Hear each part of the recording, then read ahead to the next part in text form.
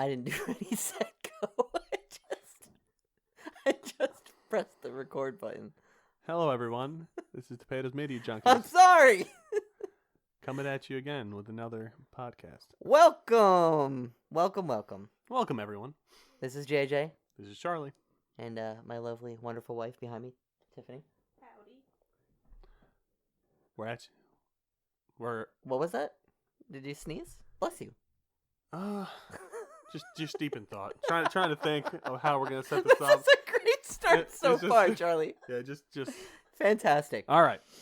Anyway, Getting into it. what's today's episode about, huh? We're gonna start with the classic. You know what we've been up to. Uh-huh. But then, as we talked about last week, we weren't sure if we were actually going to do it this week or not. But we wrote down our top 10 movies and TV shows, and movies. 2 separate lists, top 10 each. We both have the lists. It's just been a hell of a start. Yeah, and so this was a lot harder than I thought it was going to be. Speak for yourself. Because you want to know why? Mm. Since it's so general, your top 10, just overall, it's not broken down to comedies or Hey, I gave you the last. thrillers. I gave you the last second option to change it up. I gave you a 10-minute timer. Yeah, I know, but then we have a whole other... We could do another list another day for the top comedies or whatever. Break it down into sections and Breaking down into sections, We but this could, was yeah, just the because, like, overall. during what were your during the favorites? holiday times, we Or could do top different 10. sections. Yeah. Favorite holiday movies? I don't know. They could do all that. I'm But just- I'm just saying, this was a lot more difficult than I expected it to be when you were saying, oh, make your top 10 list. Come I on. was like, easy. Whipped it together in 5 seconds. Easy. Nope. There was a lot of things that I wanted to make on a list. I kept playing the bump in, bump out, take Mhm. this one in, take that one out, put this Does one this lower. should this be at 2? Now let's put it at a Yeah. 4. So, look forward to that. First, though, what you been up to? To be honest, basically, just Hunt Showdown. Because right now, there is a event going on, and to get the actual gun, you have to unlock it through the event points. Yes, Which that's how is- the events work. Yeah, but you can't, even the actual ammo types, normally how you could just use the gun, You have to unlock ammo types too. I know, but I'm Oh, just saying yeah. it's stupid. No, Because no, that's I've been playing for the past 4 or 5 nights, hours each, you and I'm haven't only... been going hard enough.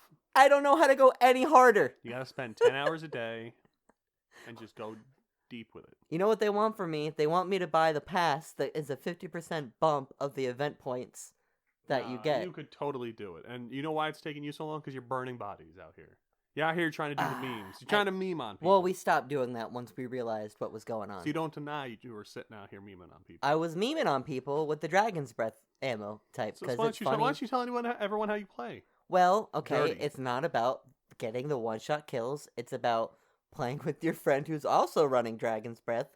So that way, you set them on fire. They're forced in a position where they have to stop the burning, or You they set 'em on commit to fire the again. fight and have to fight you and then die from the burning. Or bleeding. Vice, You know, since you realized that you weren't getting your points, which is why you're not. there. Right, because you can't loot the body when they're on fire. Who would have known? So they just make them bleed to death. Yeah, that works.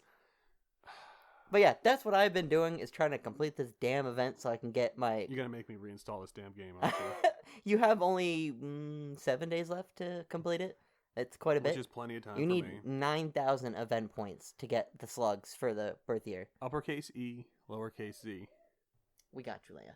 It's okay, Leia. Sorry, everyone. That's just our wonderful, beautiful dog. Our.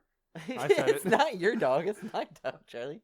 She loves you though. I give her treats, and she loves me, so But we'll let her out of the recording studio, right? yeah.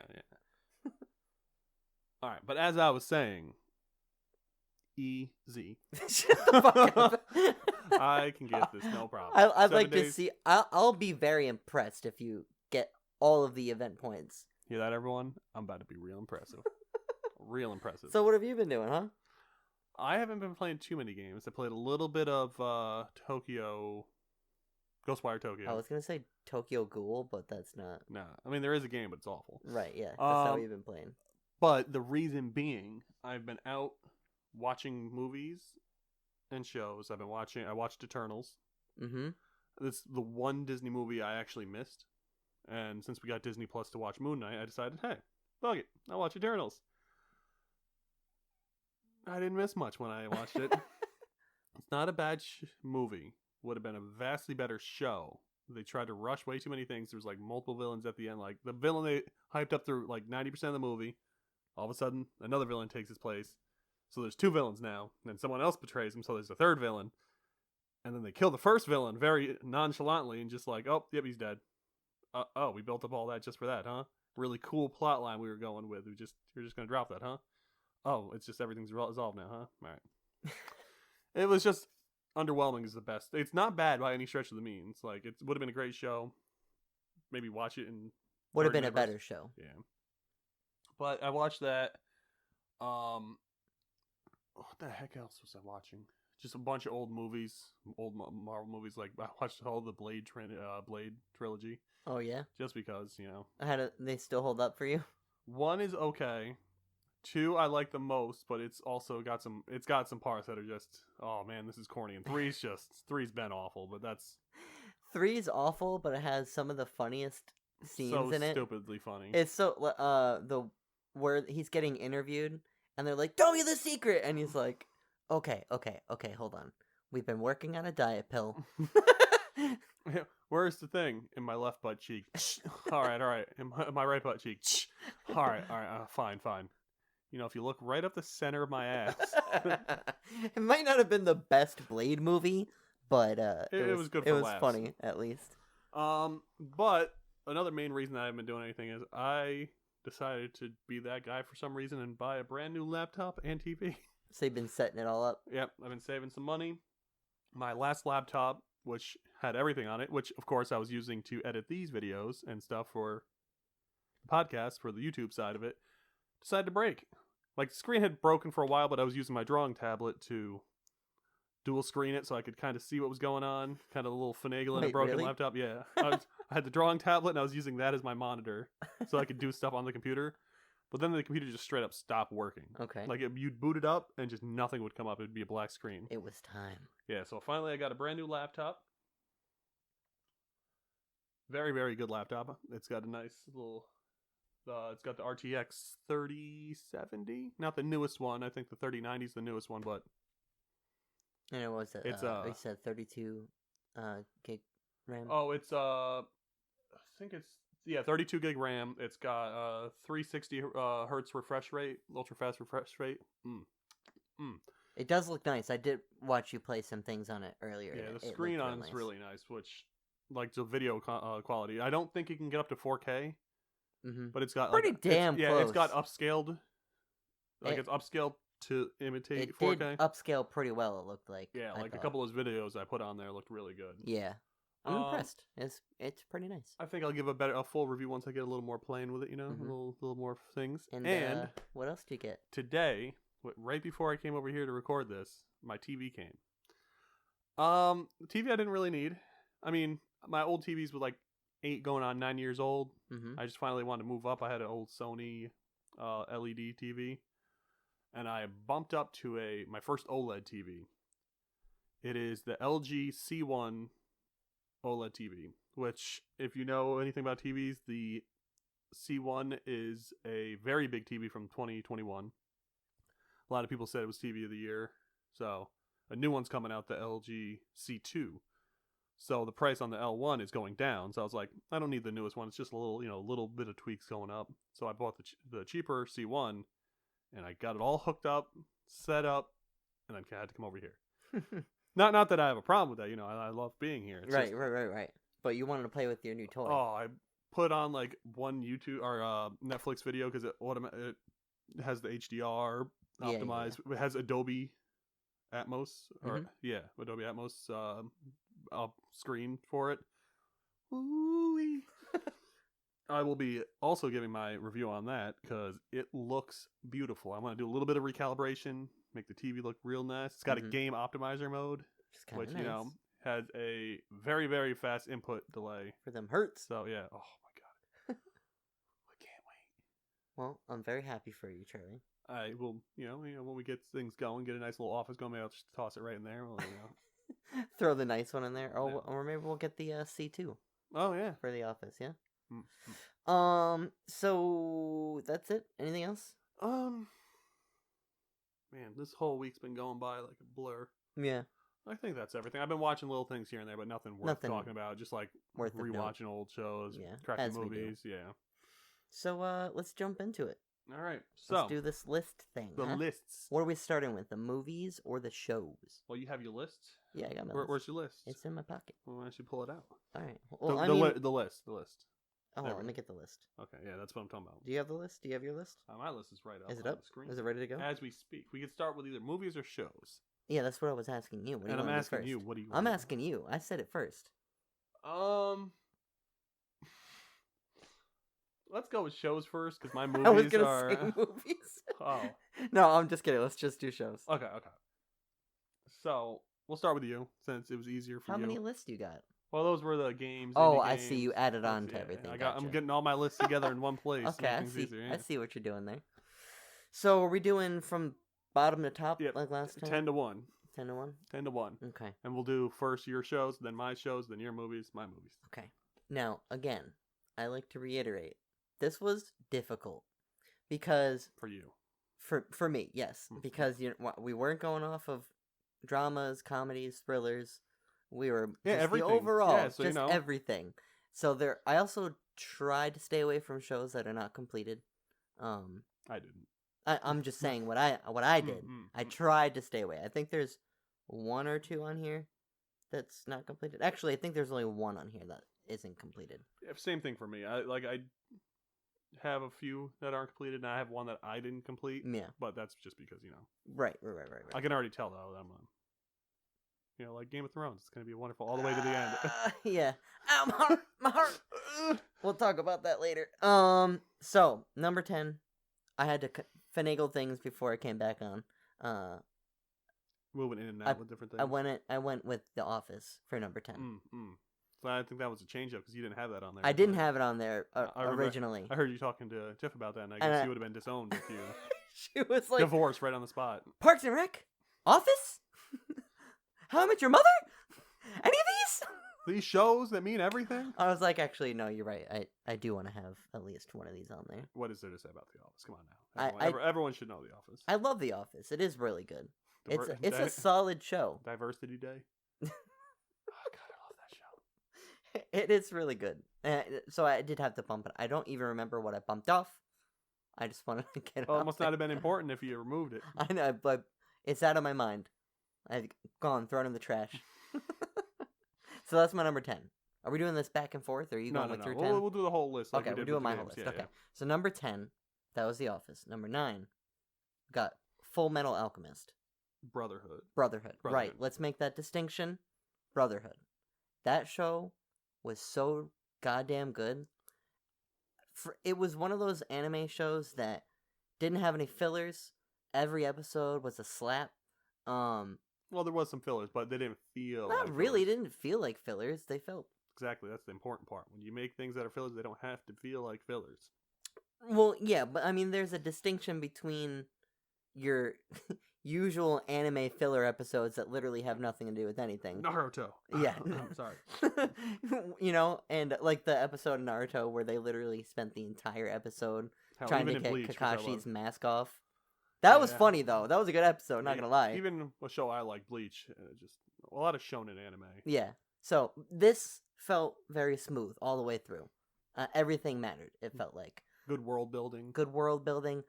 Amazing voice actors for everything. It was just a solid show. I binge it all. Because let's just remind everyone you like to listen to dub. I do like that. And I will say, Full Metal Alchemist Brotherhood, one of the better dubbed anime. It like, is really very good. like good quality. Not just do you want me to acceptable, make good. people real mad right now too? I wouldn't do it. I watch dub with the subtitles.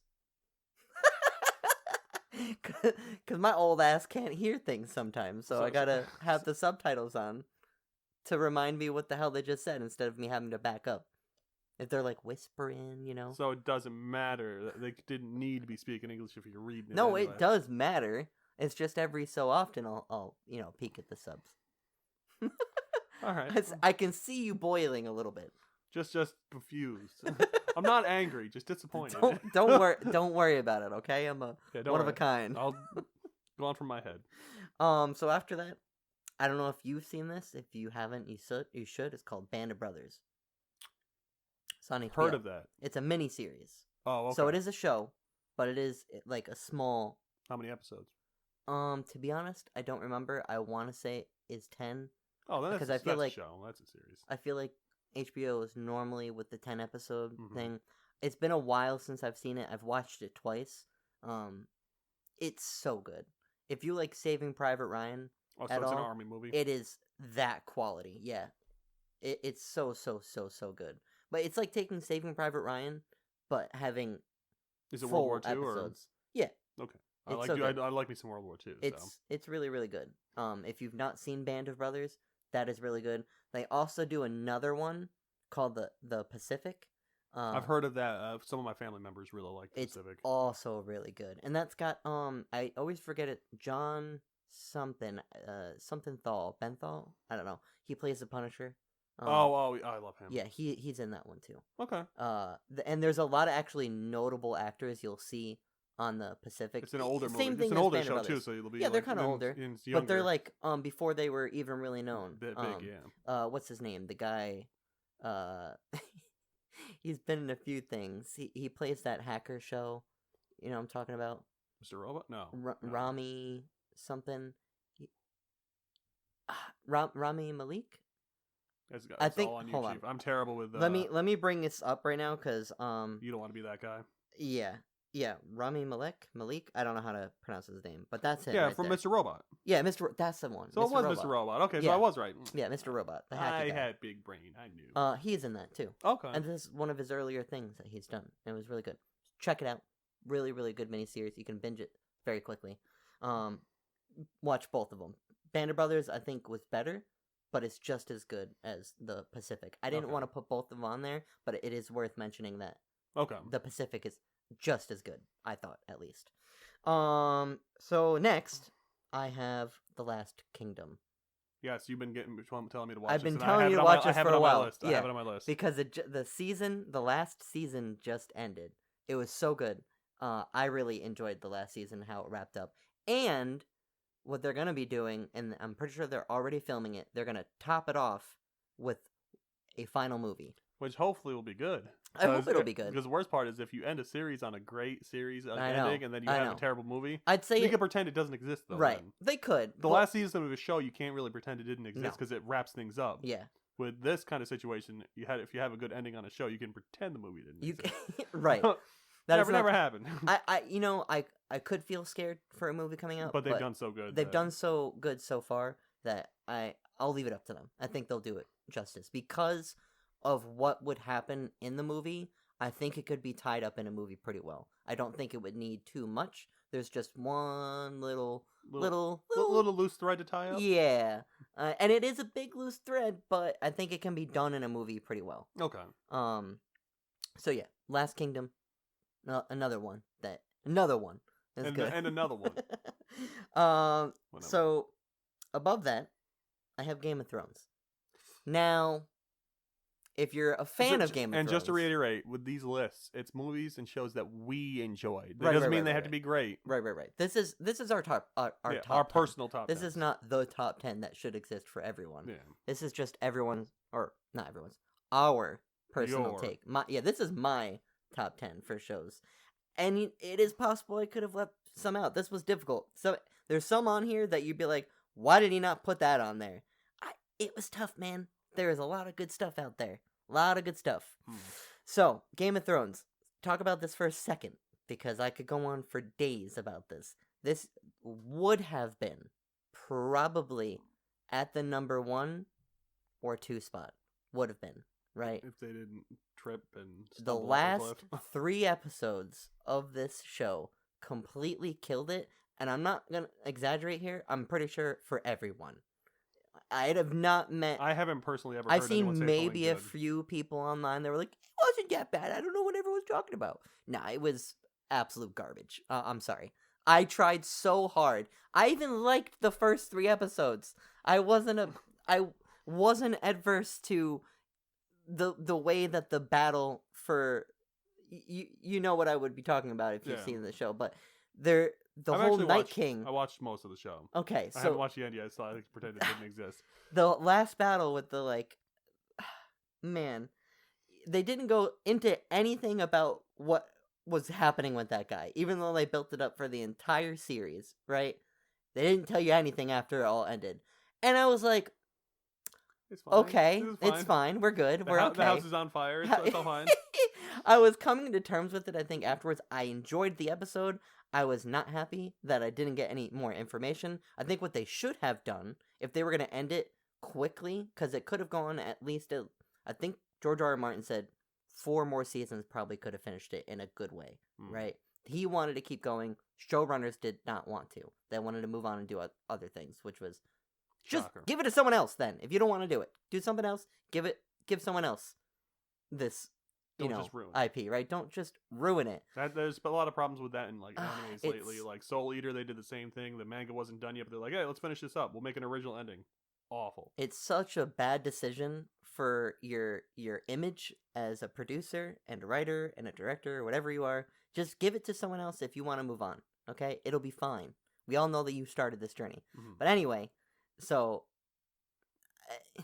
it could have gone on for longer. What they should have done was the last season should have just been transformed into talking about just that last battle should have been the climax of the whole season, and then you get some more information about what was going on there for the entire series that they kept bringing it up. I'm not mad or anything.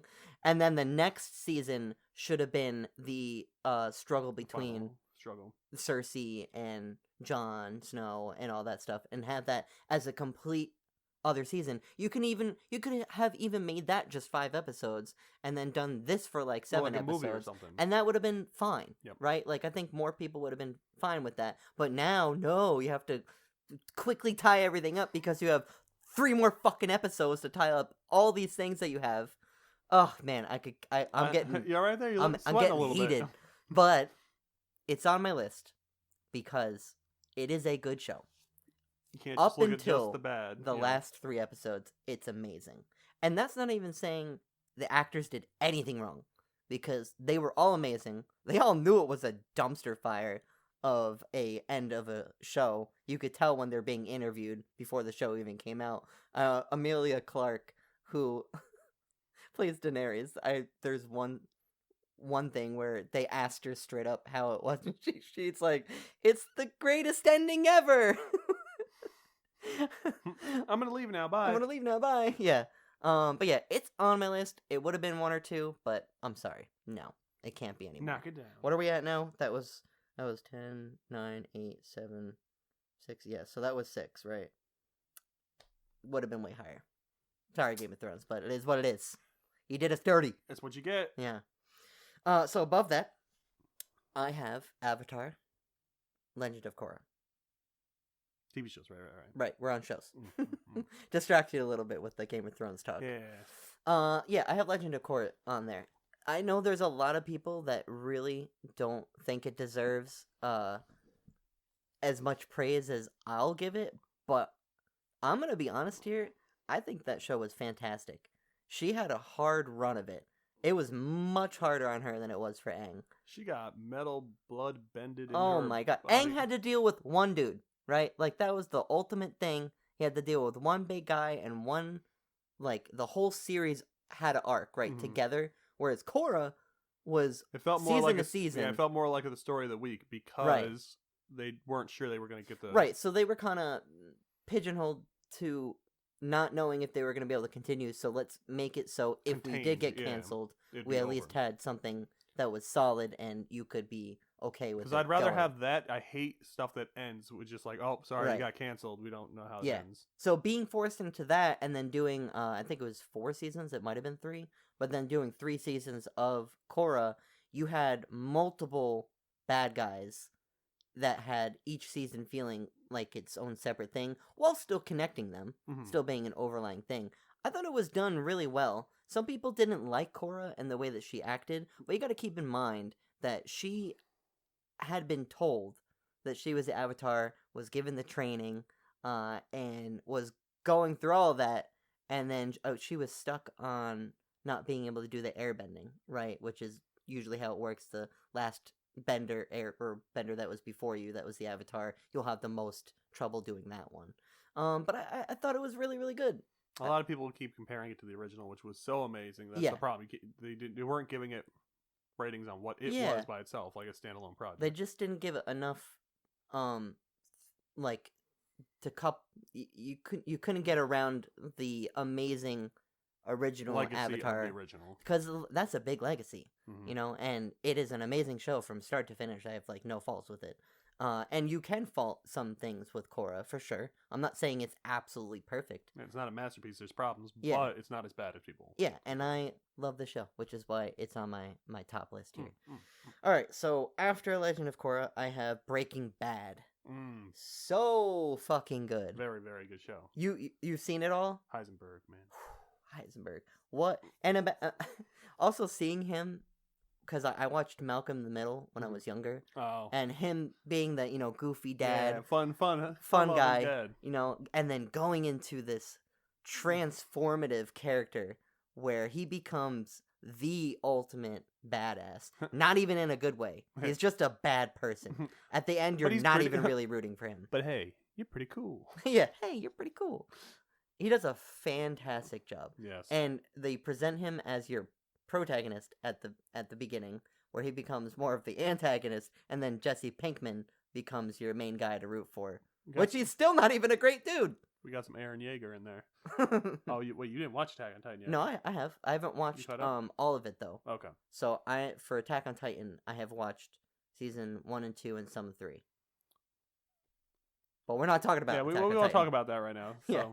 So Breaking Bad, that's on my list, and that was let's see, 1, 2, 3, 4. Yeah, so that's number 4. Could have just gone the other way. Well, then I'd have to count more. You can go 1, 2, 3, 4. Oh, was number 4. Oh, I see. Yeah, we're talking about how to count here. To each their own.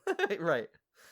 So above that, and I think I've mentioned this before, but The Expanse. Yes, I think you said that either last podcast or the one before that. One of these times I've mentioned how good The Expanse is.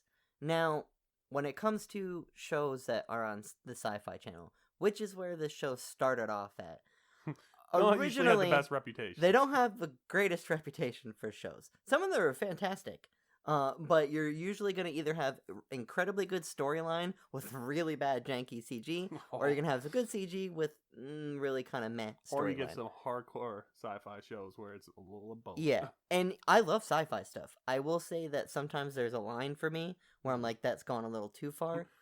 Enough's enough. Enough's enough. But this show does such a good job of blending, having great storylines, great characters. The CG's amazing.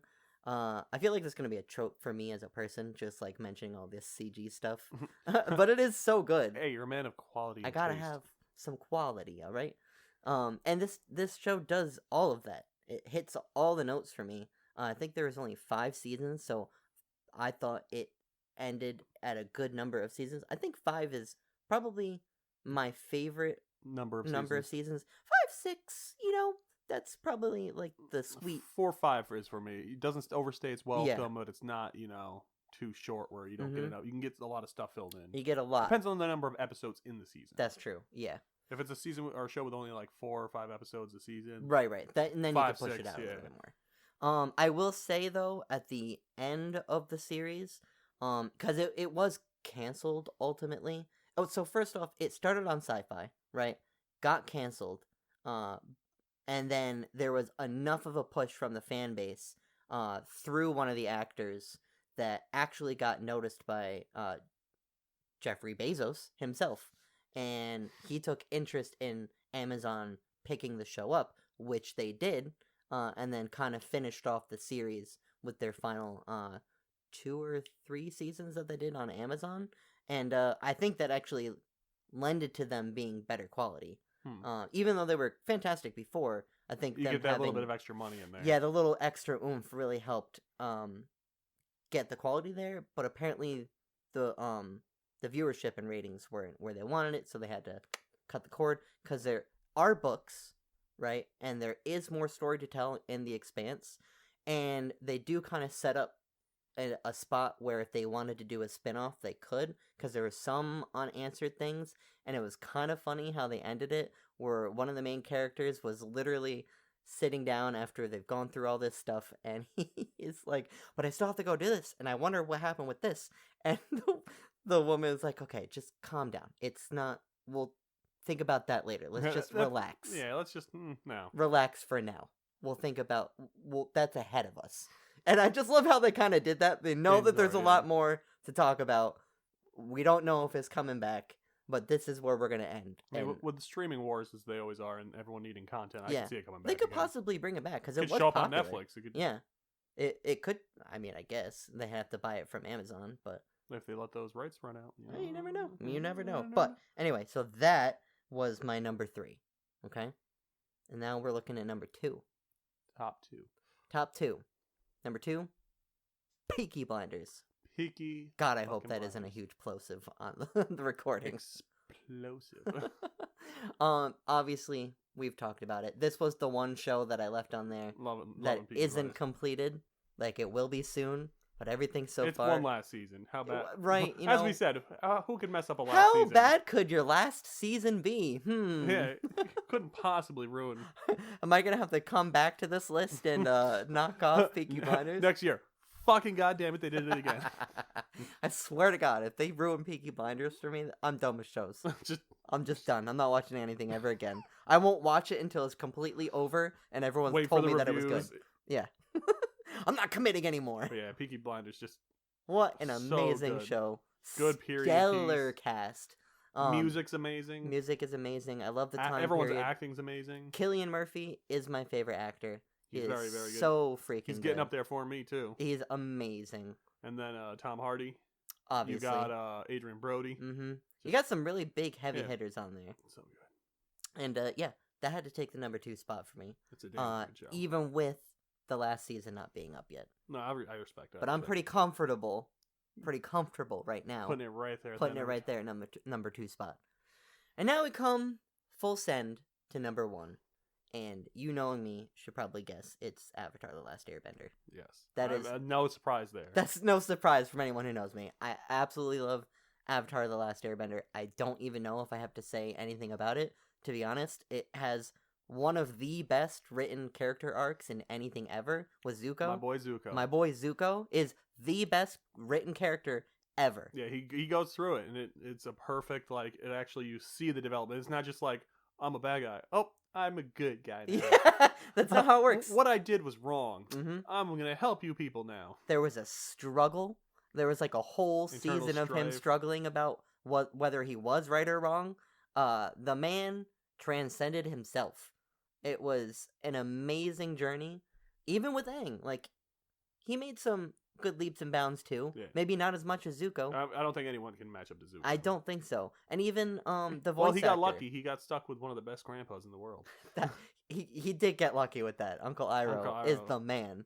I gotta look up his name because I really need to shout out the voice actor for Zuko. For Zuko. Yeah, because you know who he is too, right? From do you remember the Robin Hood movie? Or not Robin Hood. I'm sorry, that's so dumb. I thought you were talking about the animated Robin Hood. I was talking Robin Williams. Oh. He did Hook. Do you remember that old movie? He was John Ralphio. Or not, is that his name? What's that? Was he Peter, like Peter Pan in Hook? No, so in Hook, Robin Williams was Peter Pan, right? Oh, no, yeah. But the Lost Boys, the main actor was like the main guy with like the peacock feather. Mm-hmm. What's his name? Hold on. Oh, Dante Basco. Okay. Basco. Sorry. I like him. He's pretty good. He is so good. Just nails it with this character. I could go on for days throwing gushing. Emotion in there. Man, what a good show. He said he muscled Dopta. Even my boys. Muzzle Dopta? What? What? He did what now? Man, that was so funny. And then my boy Sokka too. I will say, I did have a problem with the ending a little bit. Of Avatar? Yeah, just him stomping out the Fire Lord without a big battle. Like, he goes into super mode and it's like, I'm taking away your toys. Give me that fire bending. Yeah, give me that fire bending. I was hoping for a fucking smack No, him. I mean there was a battle. I wanted him to go full Kyoshi on him. Just, all right, I can take a step back. I'm in charge now. I mean, you saw at the end of the first season how crazy strong he actually was in the Avatar set. Yeah. Like there actually literally was no way. That's what was said. I wanted to see him like just like kick him around like Dragon Ball Z style. The fact that he didn't even need to. Yeah. That shows you how wrong, powerful he was. That's just my fanboy and want to see a fight. But yeah, no, I get you. But very, very. he just very easily rolled over him once Yeah. it got to that point. He's like, all right, let's do this shit. Like there was a fight up until the point where he's like, you know what, fuck this. I'm going Super Saiyan. I had it on easy mode. I have to do this. All right, time to end this. Yeah. So yeah, that's my top 10. I could go on for days about all these shows. About all these things, because obviously they're very personal to me. So let's hear your shows. All right, from both my lists, there's something you learn about me. I like trash. Okay. I'm definitely a junk food kind of person. Mm-hmm. You got your fancy steaks over there with your avatars and your other stuff. Uh-huh. Me, I like some brownies. I like some greasy, nasty, fried French fries. Just unhealthy for you, but so goddamn tasty. All right, so give me your number 10. Number 10 is only on here because I like the first half of it, and it cuts back into comics for me. The Walking Dead. Okay. Love the Walking Dead comic book series. Yes, we started The Walking Dead together. Yes. You got me into it. Yeah. And the then first, we watched the first season together, the first 5 seasons are really good. Yeah. 4 or 5 seasons are really good. Mm-hmm. And then, unfortunately, like most shows that go on for a long time, it's kind of had a slope downward. The point where I dropped off of The Walking Dead was the season after Negan was introduced. Okay. Yeah. And I love Negan. He's good. What's the actor's name? He has a candy shop around here. Yeah. You talk about it while I look up his name. But I'm always a sucker for zombies. And this was before zombies were big and huge. I mean, they've always been, Jeffrey Dean Morgan. Jeffrey Dean Morgan. Yeah. He's awesome. Him and Paul Rudd actually own a candy shop near where we live. Yeah, and sometimes they'll just be working there. And It's you'll walk in with him and amazing. his wife and just be like, it's so what the cool. fuck? Yeah. I love that they just own, because they both grew up in that area. Yeah. And they just wanted a little, because they were going to shut it down. It was like a mom and pop's place. And they're like, we'll take it. Yeah, we'll take it over. I think that's so cool. Amazing. Anyway, I digress. You continue. I've always liked zombie things. I've liked the struggle of like living in a world. I like post-apocalyptic in general. So like just trying to survive in a world where shit's not good anymore. And quick question: is it over now, or is it one more season? I cannot remember for the life of me. Okay. It's either just ended or the next season. That's the last where season. I'm at. I don't know if there was. I thought I heard that there was one more season happening, and like I thought I saw some ads for it or not. There might be a movie or two. I know they're doing. Okay, I'm not 100% sure. I've loved the comics, and they changed things up from the comics quite a bit. Like they killed off different people, which was like real. Like, huh? Okay, I didn't see that coming. Because at the end of the show, comics, the main point is Carl is like the one that takes over. Rick dies. Okay, before we say anything, because obviously there's spoilers for people that aren't watching. It's true. All right, spoilers. Skip ahead like 10 seconds. 20 seconds. So he dies in one and doesn't die in the other. There, that'll be more things. Actually, I kind of said what it was. But either way, they change things up, even like characters that are like integral to the end of the story. Mm-hmm. So I like that they switch things up enough. Like that's showing that you could change things in a medium and don't have to have a one-for-one recreation without making it terrible at first, like other shows that are out recently that are 45 minutes of a character not being themselves and then putting their helmet on, being like, "Oh yeah, that's right. This is one of those shows." Okay. Mm-hmm. No, not gonna name names. Anyway. But yeah, I just like the first 4 seasons of Walking Dead were just excellent to me, and the same thing with you. It would be Shire on the list, but it got knocked down because it just as it started going down, it went down the list. Yeah. Number 9. I like me stupid adult comedy, so I picked American Dad. Okay. Out of all of the Family Guy, American Dad, Simpsons, it's the one I've had most consistency with. You do reference it a lot. Yes, I watched it so much. That's another reason why it's on this list. I've watched it. It's my one that you put on when you're laying down, you're doing other stuff, you're on a computer or something. Just have it playing in the background. That was my classic show. So I could hit any quote and be like, just this situation calls for this quote. I can throw that quote out there. Mm-hmm. and it just feels like consistently stayed good. There's, of course, a couple episodes that are like, whatever, but Family Guy, like, took a hard nosedive after a certain point. Characters, like, changed their whole personalities. American Dad stayed pretty good. I know it's still coming out. I still got a few seasons I got to catch up on. But for stupid adult humor, like, not really all that intelligence, a little crass, that's my junk food It's my show. jam. Number 8. Something going a little better quality now. Batman the Animated Series. Now, I struggled hard trying to decide between this and the Spider-Man animated series back in the day. Both are very good. I like Spider-Man as a hero better, but the Spider-Man show was a little more corny and not quite as good. Like, the Batman was much more adult-themed and adult-oriented and took itself a little more seriously, so that's why it nudged in on this list. But if we were going by the superhero himself, I like Spider-Man better than Batman. Okay, yeah. But you got all your famous villains, heroes, cameos. Very, very good show. If you go back, watch it. They have much more adult themes, guns, Spider-Man and stuff. They use the laser guns to get around the whole, they're using guns and bullets. They just use ray guns and little laser.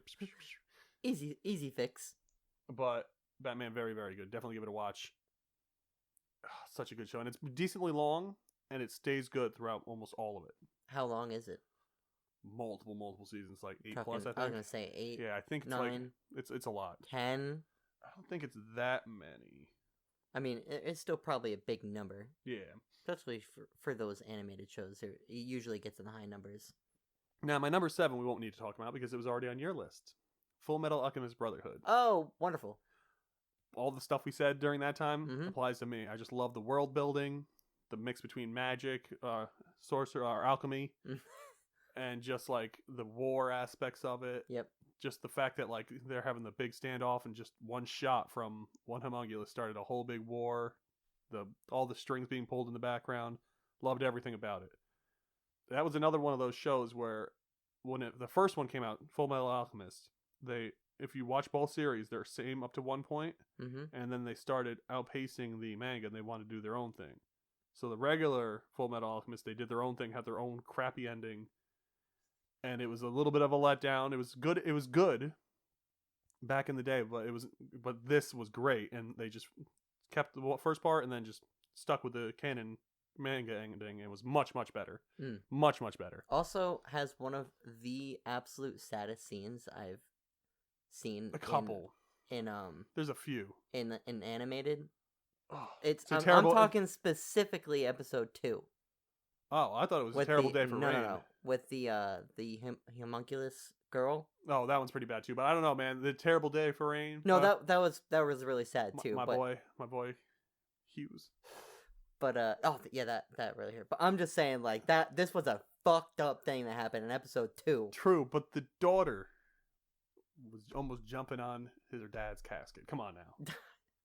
I'm just saying it was messed up. Not that I disliked it. Not only was it sad, I mean, yours. Not only was it sad, but it was fucked up too. Yeah, it was fucked up. Like the way it happened so early on really was like, whoa, gave you emotional whiplash. Like, oh shit, we're taking it this direction. Yeah, because they get you in with you're like, wow, this is so good, and then oh my god, what the hell? What did you do? Yeah. So we don't need to say too much more. Yeah, no, we got that's another comedy because I like me some laughs. The Venture Brothers. I love Venture Brothers. It's a good old riff on the old school, like, Hanna-Barbera era time, like Johnny Quest. Just very good, like, intelligent jokes. Very, very good. I would go look at it. It's 2 boys who go on adventures, the Venture Brothers. That's their last name. Clever. Their father, Doc Venture, and their bodyguard, Brock Sampson, who I love. Just a lunatic, murdering psychopath. It's just the whole show just goes great. Excellent characters, which, like, major thing. The Monarch, one of the best villains ever, the most stupid but best villains ever. Just everything about this show is very, very well done and well written. Give that a check out if you like a good old laugh. Now, again, something we don't need to talk a lot of, because another incomplete show that you had on your list, Peaky Blinders. Yeah, obviously. It's lower on my list because I'm not quite through all of the seasons yet that Yeah. are out. Plus, Mhm. it's not done, so it's a pretty big cheat to have it on there. But I love like crime drama. So good. Like I love, so good, so good. Acting is amazing. Mm-hmm. This is probably the best quality show I have on my list. Yeah, I mean, you said you put trash on here, but this is all good. Yeah, well, It's all good stuff. It's just that they're not, your they're not your Emmy nominated. right. Yeah. But that doesn't mean they're not good. True. It's just that the little bitches up there with the Emmy nominations don't want to Yeah. hand out to Venture Brothers their awards that they deserve. Yeah. Deserve is a little strong. I'm But well, messing we've with you. talked enough about Peaky Blinders. Yeah. Go watch it. Excellent. Now my cartoon of choice, Adventure Time. I was gonna say you have a bunch of cartoons. Oh no, man. There are animes. No, and no, there you're are right. You're right. cartoons. You're Watch yourself. before you said Adventure Time, I was thought that you meant cartoons Animated. as You an thought animated. animated, okay. Yeah, so I just the distinct there. I didn't mean that they're not two different things. That's probably one of the newer things on this list, like animated wise. Mm-hmm. I don't know. I just love It's so good. the I- show started off as random nonsense, which was Mhm. great in itself, and then they started adding story to it and deep things, and they were connecting things from way back to the beginning. I just loved Adventure Time. I always got a good laugh. You got your poo brain horses. You got a kick in the butt. That one had me dying. It was so freaking funny. One of the best villains, just for a show as goofy as it was, the Lich, The Lich, yeah. voiced by Ron Perlman. Mm-hmm. Hmm. The Ice Chef's King kiss. too. Ice King, one of the stupidest characters you think is just moronic and dumb, and then at the end, just the depth of his character that you find out that it's a heartbreakingly rough, that you wouldn't even have seen it coming. Voiced by SpongeBob's voice actor. Yeah. I loved Adventure Time. It's I would have had some of these on my list. It's just so difficult compared to all the other stuff you had yeah, on there. because I love these shows that you have in your list, especially Adventure Time. That's what I like about us. I had a feeling you're gonna have some lists on Yeah. shows on your list. Like I knew Avatar was gonna be your number one, so Mhm. I didn't need to put it on there. You had It's so difficult. You see what I'm saying with 10? Mm-hmm. It almost isn't enough, but you have to do the 10. Got to break it down. Now you probably noticed here a lot of animated stuff on my stuff. I've just always loved cartoons and animation. There's Yeah. a lot more that you can do in it than in live action things, and it just doesn't translate well. When No, you I do, get that. Because I get that. another excellent one is Code Geass. You told me about that one, and I watched a little bit of it. Love Code Geass. It's got two whole separate genres just whipped together, which is wild. It's your classic mech flying around war anime mixed with a supernatural superpower anime mixed with a school. I was gonna say mixed with the school. Yeah, You're- but that halfway through that cuts off. Hmm. It's so good. Like the amount of twist turns, the storytelling, the chess game. No And- pun intended, because they do the chess game in the thing. Yeah, he talks about chess a lot. A lot of symbolism. hmm Just very well written. And it's one of your favorite voice Yeah, actors. one of my ever. favorite voice actors does the English dub. Johnny Young Bosch. Amazing. He's in everything. Mhm. He's my number one for anime. Right. John DiMaggio is my number one for anime, like cartoons and stuff. Bender. Oh, he's so good. Yes. Which Which leads into my number two. But watch Code Geass if you're into a little more of intellectual stuff. For non-intellectual stuff, Futurama is my number two. Probably the best. It's a show that has the highest or overqualified writers. yeah, Like all of the writers that are from Futurama have doctorates and masters in crazy ass fields. I didn't even know that. Yeah, they're all of them have insane credentials, and they even said we are probably the most overqualified people to make a dumb animated show. And a lot of jokes they put in, you could tell that they're Well, intelligent. now that you say that, and I'm reflecting on some of the episodes, I can totally get that, because there are some jokes there. that would just that- go over regular people's heads. Yeah, they're not meant for you. Yeah. They're meant for themselves or somebody And in other that smart field. people, like someone smart walking by watching a dumb person watch it like me and be like, "Ha, I got that joke. That's pretty funny." Yeah, something so stupid and small that ends up being something way smarter than you think it is. This is the show that just won't stay dead. This show has been canceled and revived so many times, and it's coming back And guess what, again. guys? It's coming back. Again. And now, granted, I was real worried at first because they show a symbol of Bender saying, "Oh, well, guess what? We're coming back. Hulu, baby, what's good?" Oh, by the way, the voice actor Bender's not coming back. I was like, I got whiplash because he's one of my favorite voice actors, John DiMaggio. I don't know, it was about pay or something, but they weren't going to bring him back. They were going to recast him originally, and I was like, you're going to put Bender on the front saying we're back and not bring him back. That is a colossal misstep. Travesty. But they rectified it, and they are bringing him back. Yeah. So, now once again, now back on the hype train. Yeah. So looking forward to that. Oh, but yeah, it just comes back. It did end in a good place where you could watch what it's out now and just leave it there because it had like the perfect ending to almost any show I've ever seen. But looking forward to this new one. Mm-hmm. And now my number one, once again, another animated show. Remember, animated. This is the original Cowboy Bebop. I love the original Cowboy Bebop. Me too. It hit my favorite thing. Like I like that we talked about the crime / drama, like stuff like that. Yep. Plus a good amount of sci-fi. And it was nice and stylized. Oh, the style, the music, the opening score, everything about it. Oh, loved it. So good. You know I love the corgi, Ein. Oh my god. He's so good. One of my favorite scenes that's so stupid is when he had eaten the mushrooms. Yeah, and he was like doing the bunny hops. It's so good. It's so stupid, but I love it. Vicious was such a good villain. Mm-hmm. It's the backstory between the two of them. And how they linked it from the very first episode to the very last episode. Oh. That caught me off story, guard. man. I was not ready for that. So good, right? Because it was a way bigger mind fuck than I thought it was gonna be. Because a lot of people don't link it like that. Not that far. Mm-hmm. But, it was. They literally told you what was happening at the very beginning of the show. And then, whoop, guess what? And you just kind of forget about it. But no, they literally show you the very ending. It's crazy. It's got that great mixture of, which is the thing with me. I love like story of the day plus mixed with overacting narrative. Yeah. So you get like just the random episodes where like they're fighting some mold that was growing in their fridge and it's like a space monster and they have like an alien-esque movie. The totally filler episode, but it worked for like a story that happened inside the ship, you know? And I love that bounty hunting makes the perfect excuse for like having those like random, we're just going after this guy today, today. Yeah. Lets you be able to be varied. And had one of the most scary episodes that was out of left field for this, where it was the psycho that could, in the amusement park, he had the psychic powers. Oh, yeah. The big creepy guy that like floated. He floated around. And he had like, he could make barriers, and it was like a whole big experiment. It was what made him. It was so good. Wild. What was the main character's name again? Spike Spiegel. That's what it was. Oh, so good. Like you said, the style is just amazing. Oozes charisma.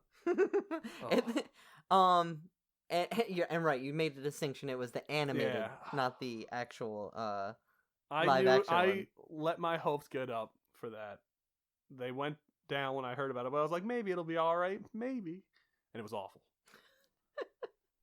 And that sucks because, it would have with been nice to see. With my number one, but that's such a hard thing to nail. Yeah, that's the thing with animes and anime and animated shows. It's so hard to make something that fantastical in real world and not have a gigantic $1 million budget for it. Because with all the crazy shit you're doing, like the guy floating around, that's going to look like shitty CG most of the time. Right. And the specific style that they have for Cowboy Bebop translating over, it's hard. Just kind of... And no offense to the actor, but like Vicious, he looked like a boy band reject in the animated one. It just didn't hit the right the translation vibe. just didn't get some people find it an enjoyable show, especially if you didn't know what Cowboy Bebop was. It could be good. Like if you're not someone who've watched the animated show, it could be decent. Yeah, whatever you say, pal. I'm just saying. And the voice actor who does Spike Spiegel in the English voice, is very good. Steve Blum, is his name, and you'll actually hear him in a lot of different. That's stuff. The one cool thing about voice video actors. Games. If you're big and good, you'll hear him multiple places. Oh man, there's some things. If you go back and listen to his voice and then just continue watching what you're watching, you'll end up start picking him up every once in a while, and you're like, oh, there's that guy. Now, is there anything you want to mention as a special before we move on to the movies? I mean, like I said, this was really hard to narrow it down to 10, and there are a lot more that I would have loved to thrown on here. I would give like special mentions and nods. I'll just say one. I have one specific one. One specific one, and it's so dumb and stupid, but I love it, and it has a lot to do with people's early if you're in my age group, you'd probably agree with me. SpongeBob SquarePants. SpongeBob. It is an absolute amazing early show. Early like, show. Like the yeah, early like the first stuff. 3, But you can 4 go on seasons. Amazon Prime and go ahead and watch those early seasons. I think it's like the first 5, 6 seasons. You and your wife and me can quote that show. Oh every my day. god! We talk about quoting stuff. I really think that you could quote SpongeBob for any situation and relate it to anything. a lot of different life things. And anyone who is around my age could probably agree with me. I just have to throw that on there. It's not one of my top 10, but it is something that did form my childhood and who you are and who today. I am. Yeah, SpongeBob SquarePants. I can't believe I'm saying this, but go watch it if you haven't. Excellent quality. At least the first 5 seasons, amazing. Now, I do want to have one shout out myself. Go ahead. Now, it's not. I'm gonna bump a little two together. Okay. Hell of a Boss. Oh, shirt I'm wearing yeah. right now. Please, let's shout this out. Now, it's so good. Because with stuff that's been coming out lately that's been trash, it's amazing that someone is able to make on YouTube a show that's better than most stuff on network. Yep. It's not, each episode's not long, but just I find it absolutely hilarious. I love the art style, and I'm gonna lump Has Been a Hotel in there too. Yes. Because the style and stuff from Has Been Hotel I like a little more, but that's only got the pilot right now, Right. which is on its way To HBO. to HBO right? thanks to A21. Right. Or no, 24. A24, I'm sorry. Right. Who make amazing things. Mm-hmm. I love everything. Well, not everything, but 90% do of they the even stuff. normally pick up TV shows? I don't know. Like No more. They Mostly make it's normally like very movies. good. They make very surreal, good movies. Yeah, they like to take chances. They do. Yeah, they do and stuff that's out Good there. on them, because if it's anything like Hell of a Boss, Hell of a Boss is a great like random bullshit show where it's like flavor of the day, and it's Mhm. just the humor's great, but they got like emotional stakes in there. The art style is amazing. Yep. It's the animation quality throughout the show just goes up and up and up and up. Mm-hmm. And Hell of a Boss is going to be the more story focused on it. Yeah. And it's still, I cannot wait for that. But So, also in Hell of a Boss, I have another one of my favorite voice actors who Yes, plays the voice Invader of Invader Zim. Zim, which is another great show. But I'm not gonna. yeah, well, We could keep going with Yeah. how many good shows there are, but But I can't believe they he got him. kills it as Moxie. He's so good. Yeah. Like obviously he's always good. And what's his name from But YouTube? to have him, who's a big name person, to come onto this project that's not even being put onto anything but YouTube, really. Yeah. I think And that for free. for Like, all of this is free. absolutely amazing. Says a lot about that actor and Yeah. just the show in general and how much they believe in it. Yeah, and fun fact, he has a lot of singing scenes. Like, the show's got a little bit of musical stuck in there. He loves musical theater and loves Does Phantom he? of the Opera. I didn't That's know why that. he's always got posters on the back room. He had a Oh, little that's scene so with funny. He Yeah. had that one scene where he had like the Phantom of the Opera. Mm-hmm. He loves that musical. Now that you say it, there was that one episode where they straight up have the The whole singing part. Musical, Yeah. Yep. Oh, that makes so much sense now. So some of his input Yeah. is actually put in there too. And it's written by co-writer of Grim Adventures of Billy and Mandy, and a little bit of that humor that gets in makes there. a lot of sense now that you're saying that.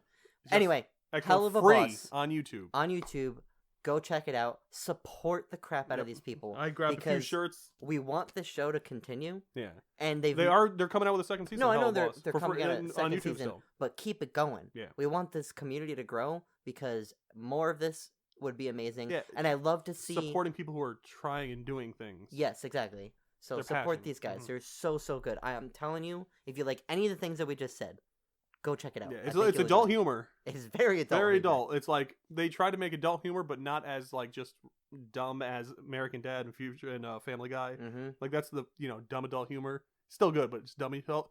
This is still dumb, but it's so well. It's Just a go different watch dumb. it. Go watch it.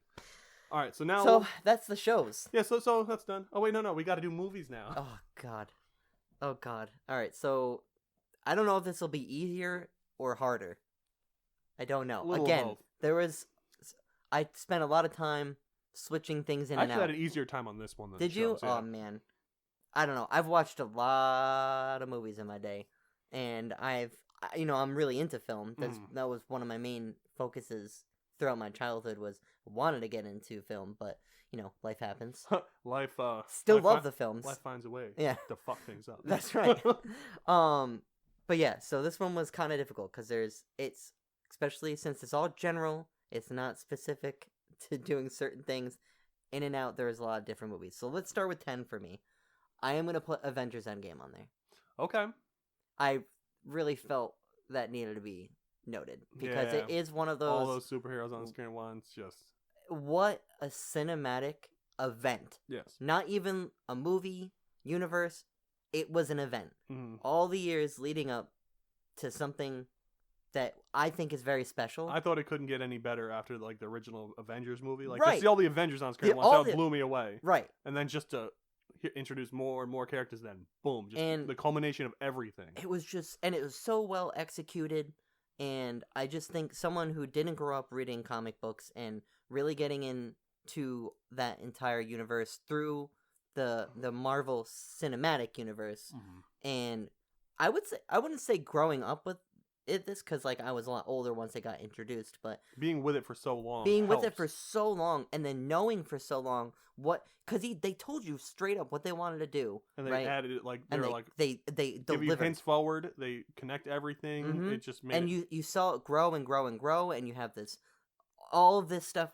Kind of eventually, you started to see them funneling into each other's movies and blending, and then all of a sudden you're having instead of 5 different superhero movies, you're having 3, 5, 4, and then all of a sudden they're all in those movies. And you're getting it closer and closer, and boom. Endgame and Infinity War just both amazing. Endgame, Infinity War are just so freaking good. I think End War squeaked out for me. Obviously, I put it on the list here, but it again, what an event! So cool. They didn't have to have the problem that DC and Sony had, where DC and Sony had to catch up, where Marvel had this shit going and they were doing it good. So DC and Sony were like, we want a piece of that. Quick, just shove a bunch of shit already in. Like, they made their movies. All right, here's Captain America's movie. Here's Thor's movie. Here's Iron Man's movie. DC, they were like, all right, here's this person, all in this movie. Yeah. And they tried to just shove everything together real quick, and it just didn't work. As well. So, but and all the little references and hints they have in movies to, like, comic fans like me, were like, I remember that. They have issue names on the mailboxes. That's Bleecker Street. Oh, They did such a good job, you know? And a lot of people complain, or not a lot. You got the people who complain, and they're like, oh, Marvel movies. You know, they're the amusement park of movies. Right, no, and I get that, but you have to giant for a acknowledge that reason. some of them are giant for a reason, like you said. They are actually well executed movies. Are all of them bangers? No. No, absolutely not. Was Endgame a banger? Yeah. I think some of them do deserve to have, that stamp of quality mark of just being a goddamn good movie. Yeah, even the worst movies in the series aren't bad. Yeah. Like, they're okay. And that's more than we can say about some of the other movies that come out from Sony and DC. That's right. So, anyway. And other big movies. I had to throw that on there. That's why it took the number 10 spot for me. I respect it. Right. So, number 9, I put John Wick 3. Good old John Wick. And I put the third one for a reason. I am very excited for the next one. I like all the John Wick movies. I think they did something that transformed how action movies work now. Gun Fu. So great. I think what they did with the pacing and the style of combat has transformed the new action movies that are coming out. Because they saw what John Wick did and said, we want some of that. Really cool. Let's do that. I want that. Even the world building's amazing now. Yeah, like, their whole so money good. System and the world of assassins. It's a really cool, good. Like unique, almost like anime-ish, like they got assassins thing going on. They got the homeless union of the homeless people that are all unionized together. Like that's crazy. And Keanu Reeves is a gentle soul who he's a good goddamn person. He is a good. Like an actual good person. Like he's taken his money from like the Matrix movies and he donated back to other cast, like large chunks. Not of even it. just the cast, like the people that worked on the movie. Yeah, like the lighting people, the people who did all the behind the scenes. Like he took a large chunk of his money from the movie, and that was back in the Matrix days when he wasn't even now. Like the most recent Matrix movie that just came out that wasn't good. He keeps doing a lot of that. It's crazy. And the work that he puts into these movies. He's had so much bad stuff happen to him, but he's still the nicest guy. He deserves all the love in the world. You know what? You're beautiful. No, you're beautiful. Keanu Reeves, man. He has my heart. Yeah. But, he also puts in the work. Yeah. He is someone who dedicates his life to doing these things. And regardless of what you think about him being a good actor or not, that's debatable. Yeah. He is at least good. He's gotten better. Definitely. And he's good. But what really matters with him is how he controls the scene. Yep. Whether or not you think he's a good actor, he is so good at keeping your attention. He is really, really good at movement. Mm-hmm. He knows how to move in scenes, and he does a lot of training. Which a I lot respect. of training. Because, like, what movie was it? One of the movies, someone didn't want to do training for a scene, and it shows. Like, when someone doesn't, like, an actor doesn't there's want to... tons of movies like that. I think it was, actually, it was a show. It was, Iron Fist. Didn't want to do training for the fight, so that's why it was choreographed no one talks like about Ash, that show for a reason. But yeah, he's just jumps headfirst into everything. Headfirst into everything, and the reason I put John Wick 3 on there is because while I think the first two were absolutely fantastic, I love that the first one set the bar for a lot of movies coming out. The third one for me, I think, was just a lot of things coming together, and they did the thing of starting right off with like action because it kind of trickled off of the second one where the time was ticking and people were starting to look for him because they gave him some time to start running. And that was a cool little concept of it was cool, and the action, they just step it up every movie. And the third one, I thought personally, had some of the coolest action sequences I've ever seen. They do some crazy wild stuff that you don't see in anything. The only thing that I could think of that the people that would do that would be in some of the like older like kung fu movies. Yeah. They do like the crazy stunts and stuff like that. I'm talking, you're including horses into these scenes. Horse riding with motorcycles. Oh my god. And then Halle Berry has her 2 attack dogs, right? So she trained with them to actually be with this movie, where they told her that these dogs are going to be your dogs during this shoot. You will be the one that trains these dogs and give the orders. They will follow you and only you, right? So that was a big burden because these are big dogs. Yeah. Big German Shepherds that are very scary. Dobermans, right? No, they're German Shepherds. No, they weren't. I'm pretty sure they were German Shepherds. I'll have to go back and look at it. I thought they were a different type of I'm dog. pretty sure they were German Shepherds. I mean, you can look at it right now while I'm talking about it. But anyway, so she spent a lot of time training these dogs. They even told people on set to really not make eye contact with these dogs unless they were in the scenes with them. And it did so well and definitely gave a lot of the action a lot more, I'd say, versatility to them. But it just hit different. They're actually Belgian Malinois hounds. Oh, okay. But they do look like German Shepherds. So they're really, really close to German Shepherds, and I think there was that new movie that came out called Dog that was with Channing Tatum that had the same exact dog of these ones that are commonly used in like Afghan and stuff like that. They almost look like mixtures of Dobermans and German Shepherds. That's the funny part, Yeah, I see that now that you say that and why you would be confused, but they look very, very close to German Shepherds. I remember the night scenes when they were ripping everyone apart. Oh my god, that's one of my favorite fight sequences is when she's telling them to go... my favorite, where she basically... There was a guy that was too high up that she couldn't get to, and she was on the wall because he was right above her, and she... gave the command, and this dog jumped up off of her, up onto the thing and grabbed the guy. I was like, holy crap, this is so cool. But anyway, John Wick 3. One thing about John Wick, and I want to say one more thing about Keanu Reeves. Mm-hmm. The thing I love about him, that other actors, they do stuff and they're like, you know what, I feel like I've run my course in this series. I think I'm done. He said, oh, I'll keep making them as long as you guys want them. The moment you guys don't want them, I'll stop. But if you guys keep wanting them, I'll keep making them. That makes me so happy with John Wick. When you love a role and like people love it and you're willing to stay just because you know that you love it, they love it, just keep a good thing going. Just keep it going. That's why I understand that you want to be varied in your things, but if I got to be Tony Stark, if I got to be Captain America, I wouldn't want to fucking do anything else. That's awesome. Yeah. But I understand, but I just love it. Those ones at least had, like, specific key points where they needed to, whatever. They just wanted to be done with it. I mean, I'm sure, too, but, like, a lot of their stuff hasn't been so great since they left. I'm just saying, come on back. Come on back. The water's fine. But, yeah, so John Wick is on there. And, number 3 was my favorite one. So, after that, what are we on? Are we number 8 now? Because that was 10, 9, 8. Yeah, so we're on number 8. 1917. I have not watched this yet. I don't know how you haven't. I've been meaning to. So I have it. We'll have to watch it. Oh, I'm down with that. It's so good.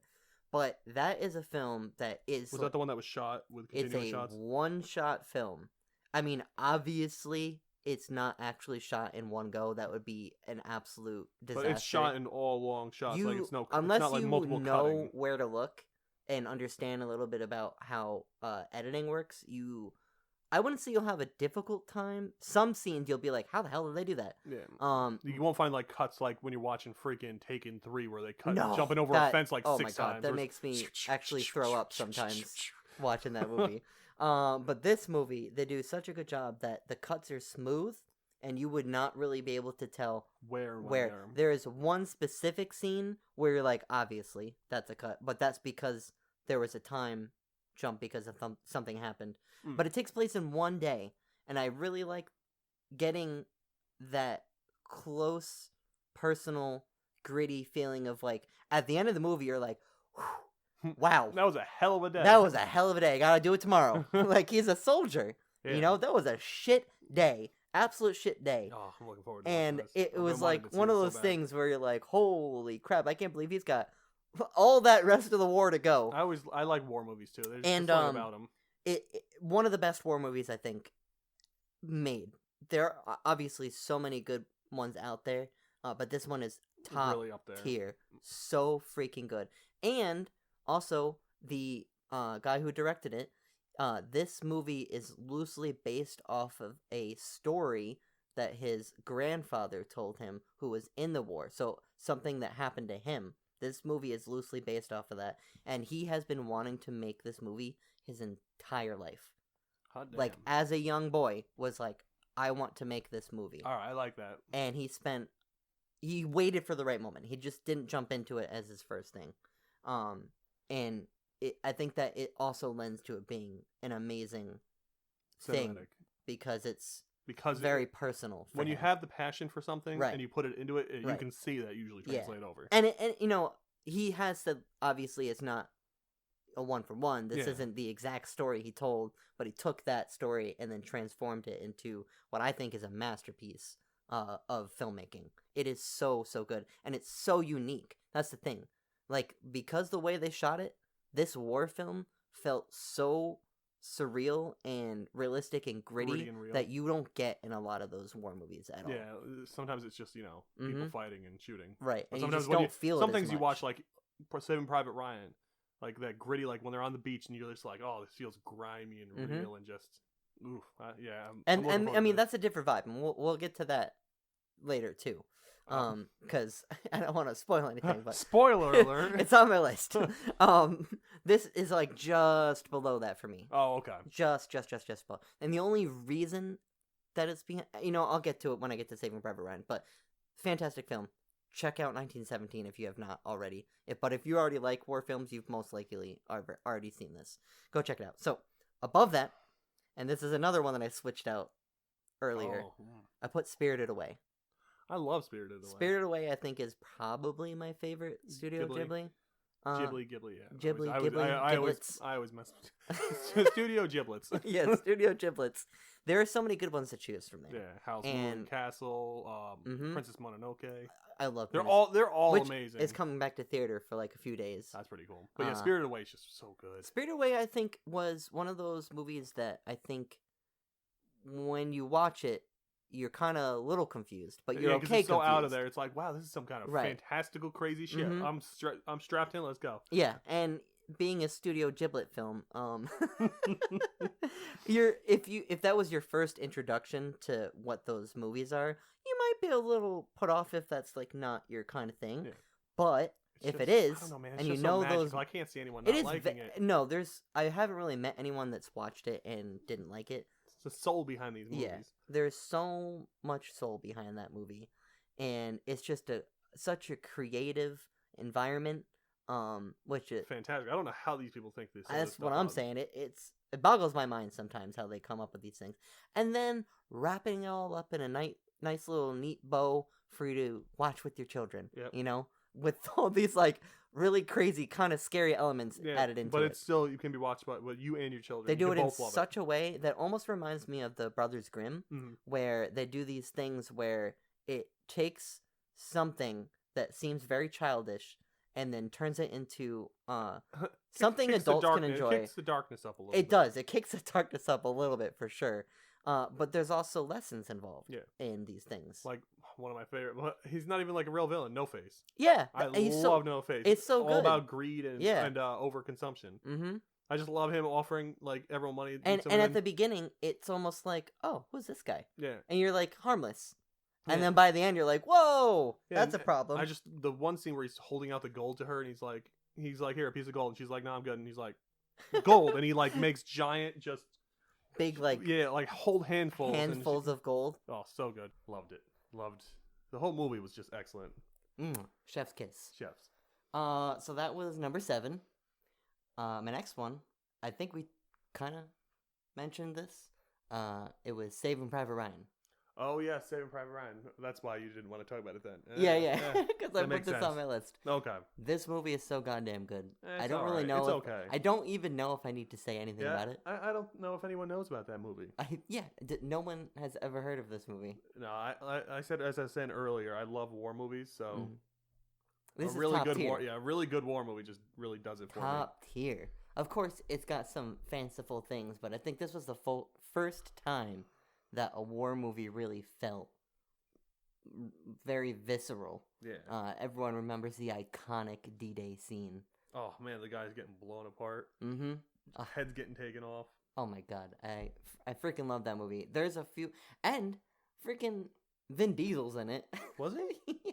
I don't even remember that. Who was he? He played a very small character Okay. at the beginning of the movie. Was Every time I watch it, I'm like, oh shit, I forgot about that. Man, that movie came out in 1998. Yeah, a little while ago. Jeez, man, I feel old. At least I'm pretty sure Vin Diesel's look at in that. it.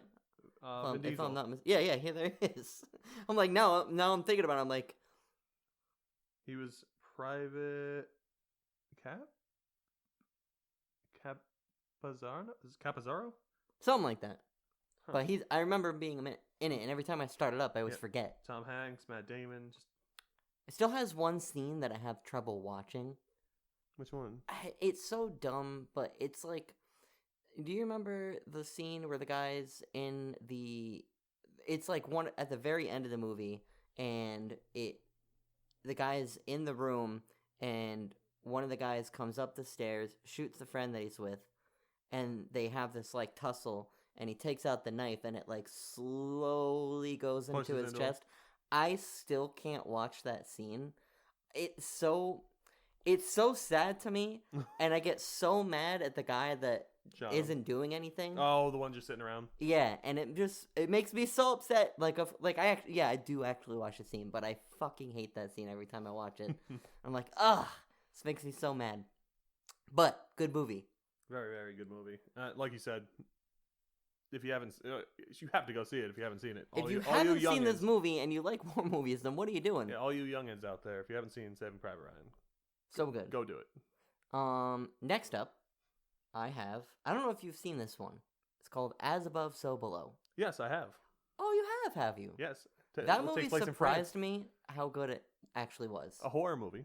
It is a horror movie. Horror movie on your list. Impressive. But it was a horror movie that was a little bit different. Character piece. Yeah, it was really good character piece. They really did a good job of, and how it worked with everyone was kind of seeing their own little hell, but you kind of had to piece it together with what happened to them. I've watched it multiple times, and I think this movie is one of those that's a really good movie to watch multiple times. Yeah, so you pick up on certain things. Because they don't straight up tell you what's going on. Yeah. For anyone who wants to know, and definitely look it up, a bunch of friends are in Paris. They're going down through the catacombs of Paris. Mm-hmm. It's Paris, right? Yeah. Yeah. And like they keep going down, and they get lost, and it's a lot of weird supernatural stuff starts happening. A lot of evil, and they think they're making their way to hell. And that's the plot. Very good horror piece. And good character piece. It was interesting when we first started watching it because the whole thing is they're trying to find the Philosopher's Stone. Yes, that's right. Made by Nicholas Flamel, and anyone who's a Harry Potter fan will know that. will know what that is. And I was like, oh my god, this is a real thing. It's such a good movie though. Go really check it out if you like horror movies. It's one of the better horror movies. It's not like and it's not even that scary, and it's not that cheesy either. No, it's not a cheesy like bad horror movie. It's just a straight up good movie. Good psychological horror movie. Yeah. Now, above that, I have one that's very near and dear to my heart. Toy Story. One? Yes. Yeah. What? This guy with his old movies, old animated movies. What? You're gonna hit that everyone likes. Well, come on. It's a classic. A little too basic for me. Okay. Well, it was a good movie though. But really pushed the What are we gonna animation have to go off your trash? I don't even know what it is yet, so don't close the computer on me. We don't need to look. We'll get to that when we get to that. We'll get to that trash pile. But Toy Story. Need I say anything about this amazing movie? You got a friend in me. You got a friend in me. The classic music in it too, so good. Sid was a bastard. Sid is a bastard, but he becomes a garbage man later on in life. Shocker. Turns it around. Yeah, I didn't see that job path coming for him at all. Yeah, I think it was in Toy Story 3. You kind of get a small glimpse of future. He's picking up trash, but he's wearing the Sid shirt and he's got like headphones on and stuff like that. So it didn't say. It's a little... You know, you see some shit, some toys come to life, and you start turning your life around a little bit. Yeah. Maybe I shouldn't be a little bastard. Although I'm pretty sure his parents were terrible. Yeah, you don't just become like that. You know, then again, he might have just been in his angsty childhood. I think it's a combination of being angsty and having terrible parents. Toy Story. Yeah, family friendly. But yeah, don't need to say too much more about once that. again, another classic show. If you haven't seen that, then really. Yeah, I mean, I'm going to keep saying that, but these are like all movies that everyone should at least have at least one of these. A lot of old movies here. Yeah. They're not super old, but okay, maybe Toy Story. I was about to say, do I got to bring up Toy Story? Toy Story is maybe a little old, yeah. Didn't even hit 2000. They're not we didn't even hit 2000. That's weird to call that That's old. over 22 years ago. Okay, maybe it's old. You don't think of it, but then it's like, oh, it's 2022. I know. It's weird. It's weird. So, above that, another classic, Lord of the Rings. The Fellowship of the Ring. First one. Yeah. They're all good. They're all really good. I love the locations they shot in. There's New Zealand? Yeah. It's so weird that they have like a real place that can look so fantastical. Fantastical, yeah, right? Sure, fantastical. Fantastical, we'll yeah. go with that. Pretty sure that's a word. Let's go with it. It's a beautiful place, and I'd love to visit one day, even if I just see the hills. I don't care. I want to go to the Hobbit Hills. Yeah, I think it would be amazing. But Lord of the Rings, The Fellowship of the Ring. I mean, everyone. Not everyone loves it, but most people like this movie. If you like fantasy. This really got me invested into fantasy. I had always liked fantasy things, but Lord of the Rings, because I watched the movie first and then fell in love with it, then went and read the books as a kid. Oh. And then, as the movies came out, I got all nerdy and giddy. It's so good. It's coming out. I will say the books are good and they're great and they're very iconic, classic literature that paved the way for fantasy. But some of it's a little dated. Is it? It's good. Like, you'll be able to read or listen to it and still be okay with, this is Lord of the Rings and it's good content. But it's because it was, I wouldn't say like the first of many to come, but because it is such a, pretty much people take from Lord of the Rings, you've seen it all so many times, and it seems... Even though it's one of the first... It doesn't seem original. It doesn't seem original, but it is the original. It just... And the way that he writes is kind of a little bit more... I wouldn't say on the classical side, but definitely old school style of fantasy, which is good. It's really good. But you might like the movies a little more. You might, yeah. I think he did a really good job. They held up pretty well. They do. They held up really well. You could go back and watch it any time and still... feel these movies. And if you can't get enough, there's surround sound on. Extra content that's like as long as the series itself with all the extras and stuff you can get. I don't even know how long the movies are with their extended cuts. Yeah, and all it's ridiculous. All the behind the scenes. Yeah. And there's just some good lore about the movie making in general. It's so cool. But amazing movie. Lord of the Rings, that's number 3 for me. Now. Oh, it's 3. Top 3. My top 2. My top 2 kind of share something in common, and you'll see in a second. All right, what's number 2? This is one of the only comedies I have on here. Now, I would like to preface this that I'm sorry that there are not more comedies on here. I real tough time putting comedies on here because generally they're pretty good movies, but I just can't consider them favorites. I can't consider them favorites. Like I love Step Brothers, obviously. There's a bunch of people love Step Brothers. There's so many other comedies out there that are so good that just didn't make the list because these ones are so, I don't know. Niche. I wouldn't say for niche. your list. For me. Yeah. You know, they're near and dear to my soul. So what's so, the winner? Number 2, Shaun of the Dead. Mm. I fucking love that movie. It was for me, my top 2 things did something for me. They did something where they took what you perceive as a type of movie. So you see this as a comedy, you also see it as a zombie flick, but the way that it's shot and stylized is so unique that so many other films afterwards tried to mimic it. Yeah, I don't, or maybe not even, I wouldn't even say mimic, but it's usually like short things, because what they were doing in the movie was like having these really quick cuts and just creating a narrative with like really almost morsels of an image and creating a, like, I don't even know how to explain it. It could create a narrative with very little actual amount building. And a lot with a little. A lot with a little, exactly. And then they also took the music of the movie and incorporated it into a lot of beats that were happening. Do you remember the scene where they're beating the zombie on the head? Yes. Oh my god. One of my favorite scenes in the bar. Now, hopefully, your number 1's not Hot Fuzz, right? No. Okay, good. I like Hot Fuzz. That's the thing. I did not like Hot Fuzz at all. There's a lot of people that don't like Hot Fuzz. Only the very ending where the guy, if you haven't seen Hot Fuzz, whatever. The guy falls and like impales himself through the tower, and I'm watching. I'm like, that wouldn't kill him.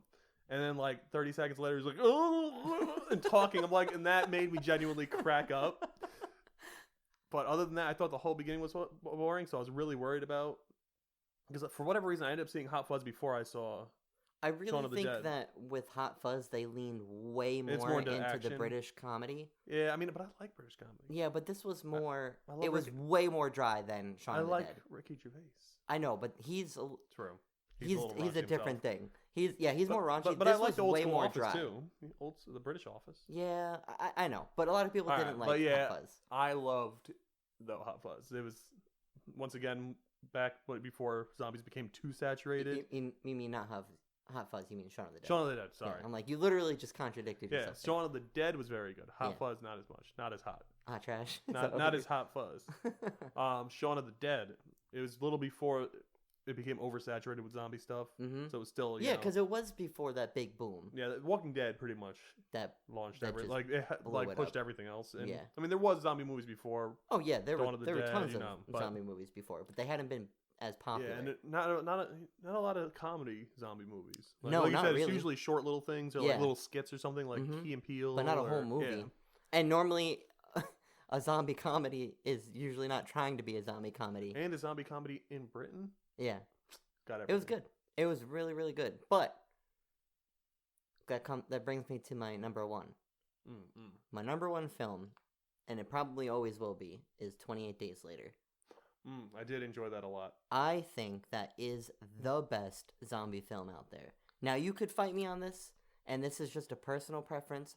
I just find that the infected zombies and how they present them in 28 Days Later. Even though they're not really zombies, they are infected. Which is why I'm saying. Okay, so you prefer infected rather than They are infected. They're not quite zombies, but it is a zombie film. It's classified as zombie, right?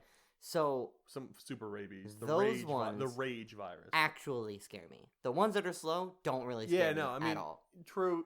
Even the slow ones, if you're walking by and they nibble on your toe, sure you can get infected. But if you got someone running at you, that lowers odds drastically. Like, it's one thing if you Dawn of the Dead, how they do, they clump massive amounts of zombies together, and that is scary because you can't get through that. You just can't. Like, even if they are slow, it's a roadblock. Yeah. But 28 Days Later, just having someone run at you like that, they're so fucking scary to me. When I first saw that film, I was like, damn, now that'll get my heart pumping. And they're not even like that zombie they're like so fresh and wet and gooey, and Yeah, they they've just got like crazy bloodshot eyes blood and just pouring out of their eyes, and just the director Danny Boyle probably just told the people to just go ape shit. the one creepiest Absolutely scene ape wasn't shit. even when they were running around. It's when he first goes into the church at the beginning of the thing, and Yeah, like he walks up and the guy just like Well, the guy that's said just like whip up and look at it and stare at him. Mhm. I don't know why that was incredibly creepy to me. it was the first looks on their introduction face. to the infected as Yeah. well. So you're like, what the all hell? they did was stare at him and just like you could tell Kinda- something's wrong. And he's like, okay, and backs off, and then goes up and sees the first infected he Yeah. meets, which was the father. yeah, it's so good. And not so. Why it's my number one? This, yeah, obviously it's a great zombie flick, and I personally think that they're the scariest zombies out there. But the reason it's the best one for me is it did something where it transformed a horror genre movie and took a trope that you should know as like a zombie flick, but then turned it less about the zombies and more about the human interactions. And I know you told me yeah, about the end. I and loved it. you're on the opposite Like end. no, of I that. do like human aspects. It's just I don't know if it was the acting or certain parts of it. When they got to like the 80% mark, I know exactly where you're talking about. even when they got there, like it was fine, and like yeah, I did enjoy like when it was like going crazy, and like I did like that they weren't really they weren't good people, mm-hmm. and I don't know, just something didn't click with me. I mean, don't know what I it get was. that. I don't know what it was. I totally get that. It's not going to be for everyone, and it definitely is. Because I do a like that situation. trope too. Like I've enjoyed like other shows that like have the whole like, oh, these guys aren't really good, but it seemed like they were like really really nice, and then all of a sudden turned no, evil. no. That's what I think it They is. didn't I give any think kind of because they scummy- flipped a switch, Yeah, like it wasn't like really quickly. Mhm. They're all kind of eating dinner, and then all of a sudden they're like, we hell- want your women. "The hell is going on here?" Yeah, like- and then like tie up the one guy and try to take him Yeah. out back. Yeah, but and that like, doesn't go and quite it was well like for out of them. nowhere. Like they seemed really nice. No, at first. yeah. I Well, wish he for a was little more like- scummy in it. Like, I mean, Well, he tried to indoctrinate him. He was True, like, but "Hey, even so then, this like- is what's got to happen. Sorry, buddy." But it seemed just like, well, no, we're friendly, we're good. No, we're evil. yeah, well, he doesn't. They didn't think they were evil. They just thought. I mean, obviously, I think some of the guys did, but the main guy thought he was doing humanity's next step. Yeah, but I'm not saying he's right. No, I know. obviously. I'm just saying, like, it was like you said. I think it was just a too fast of a flip for me. Yeah, Like if it was It more was a like very if you fast get like flip. when they got there, you didn't have any kind of these guys don't seem right kind of feeling. No. It was more of a, oh cool, they found some people. it's like, wow, we actually have some people Like who got some guns. if they had some of the soldiers like looking the ladies up and down, or Well, like we need your weapons, give them all over. Go back and watch it. Go back and watch it because there are cues. Okay. I've seen it many times. There are definite cues that if you're ready, if you you're- know if what's you- going to happen, or if you're on edge, you'll definitely pick up on it. Okay. Not for every one of the characters, but there were a slight few characters with a slight few remarks and a slight few looks that some of them had that if you were in that situation, you could probably have some shifty eyes. And, Okay. kinda- I'll try again, but yeah, try it out. But yeah, so that's my top 10. top 10 is That's a zombie. Now what about horror you? movie. What about top 10 is a zombie horror movie, huh? I know, but it's been there. It's one of those films where I've said it's my favorite film for a very, very long time. And it got me into film. Okay. That was the thing too. Once that movie did something for me where it changed my perspective on how to watch movies and how to make movies. Okay. And kind of like shifted my perspective on, I guess, the movie making.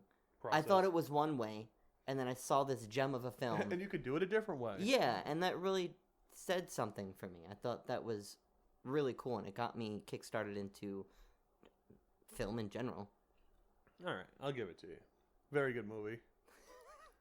Are you just saying that No, for me? I enjoyed it. Okay. It's a very solid movie. I don't know if I'd put it in my one, but very good movie. I don't think it's even on your list. No. But that's because I have hot gold trash on my list. You got some gold nuggets? Yeah, gold nuggets, not trash. You know, What was it from Austin Powers? The gold? I painted my Willie gold. My you My gold! The look of it, the smell of it. Oh, I should have put that on this list. That's a damn shame. Shame. Special mention. Austin Powers. That's a Just good the one. series. Go ahead. I love that movie. Such a good riff on James Bond. Mm-hmm. All right, but Anyway, Ramble Boys. on focus. I'm going to start off with a little bit of quality. My number 10 spot is Predator. Predator? Predator, the first Predator. I wouldn't have guessed that. The very first Predator with Arnold Schwarzenegger. I actually thought that would have been higher on the the Governor. list. There's other stuff higher on the list that's in the same vein. Okay. And like there is other stuff. I know how much you like your Predator. Yeah, there's stuff that's other genuinely better as Okay. a movie. So one's really high on the list, and you'll see the difference. So You talking to me about old movies on here, Charlie? I mean, it wasn't that old. It was older than the ones that I had. Hold on. Let's bring that up on the. I'm fairly certain that you're talking the first Predator. It's only 1987. Yeah, that's what I thought. It's only 2 years before I was born. It's what helped get me into this world. I'm gonna assume. Predator? Yes, but oh man, I don't know if you've watched it recently. No. For a horror alien movie Mm-hmm. with Arnold Schwarzenegger as just a Rambo commando unit, it holds up surprisingly well. Really? In both the terms of effects and just as I an might have action to movie. check Paramount Plus to see if they have it on there. I was about to say we could watch that I'm together. just kidding. I don't know what it's on. No. Well, I have Blu-rays at home. Oh, I'm Don't sure worry. you do. I got you. You got probably all the Predators, right? Like I like the second one too. Danny Glover was also really good. After 2, not a fan of any of the other ones. Mm-hmm. Alien vs Predator Requiem was okay, but I was not a fan of the most recent Predator or Predators. Predators was better, but the Predator was awful. Don't go see it. It was the first movie I've ever with Daryl and Jeremiah. They were like, "Hey, we got to go see the movie," and they're like, "We can't go day one." I go, "All right, I'll go first." I went and saw it. They go, "All right, you want to see it again with day 2?" And I was like, Nope. "Nah, man, you guys got it." That's the first time I ever said that, so they were both like, "Oh man, that bad, huh?" But yeah, the first Predator was just a classic popcorn action flick, and it holds up surprisingly well with both graphics and just the story. That's good to know. It's just 'cause a I good haven't action seen movie. it in a long time. Very, very good. Very, very good. Okay. 2 doesn't hold up quite as good. It's still great, Mm-hmm. but 1 still holds up very, very good. Okay. Not really much on the terms of plot. You have to bring that over so we can Yeah. watch the Come on, Predator. who doesn't love aliens hunting humans? Aliens. Aliens. The Yauja. Fun fact, that's what they're called. Their race. What is it called? Yauja. Yauja? Mhm. Yauja! All right. Now this is going to seem like a step backwards, but trust me, it's a step forward. Oh my god. Number 9, for all my fans out there, Tremors Tremors? with Kevin Bacon. Why? It's so good. It's such a good comedy sci-fi movie. You're So not- good. You're not kidding about this gold trash. Yeah, no, it's wonderful. Just like it's got Jaws idea, but you're not safe even on the ground. That, honestly, though, that is good move. No, yeah, Graboids. Just I think they were going for that like that Jaws feel to it, Mm-hmm. but just do it on land. Where are they? Middle of the desert. I haven't seen them. Oh man, it's so good. Kevin Bacon and Burt Gummer. I forget the actor's name who played Burt Gummer. I do love me some Kevin Bacon. Yeah. Not gonna lie. Oh man, it had good humor to Sausage, egg, me. and Kevin Bacon. Don't. That's a 1990s film, so another old one. I'm an Okay. old man. Who played Burt Gummer? Is Fred Ward. Oh no, he was Earl Bassett. Then who are you looking for? Uh, Bert? Yeah, who played Right there, Burt? Michael. Right there. Boom. Oh, Michael Gross. He's been in all of them. They still pumped one out recently. Recently? Like there's like 6 or 7 of them now. Jesus. They gotten worse because they started doing CG. Because all of the original Tremors was practical. Maybe they should just start going the Sharknado way and just. It was starting to lean that way. Was But it? it seems Okay. like the series might be over now. Oh, okay. Because he's been in every other one. Not and, yeah. according to Bert.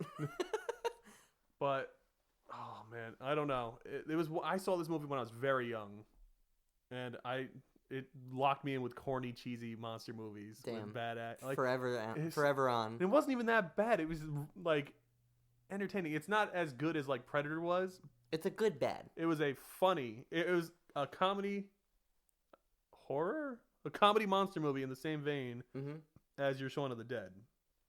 Like it felt like a blur of like, oh, it's a monster movie, but it's funny. Yeah.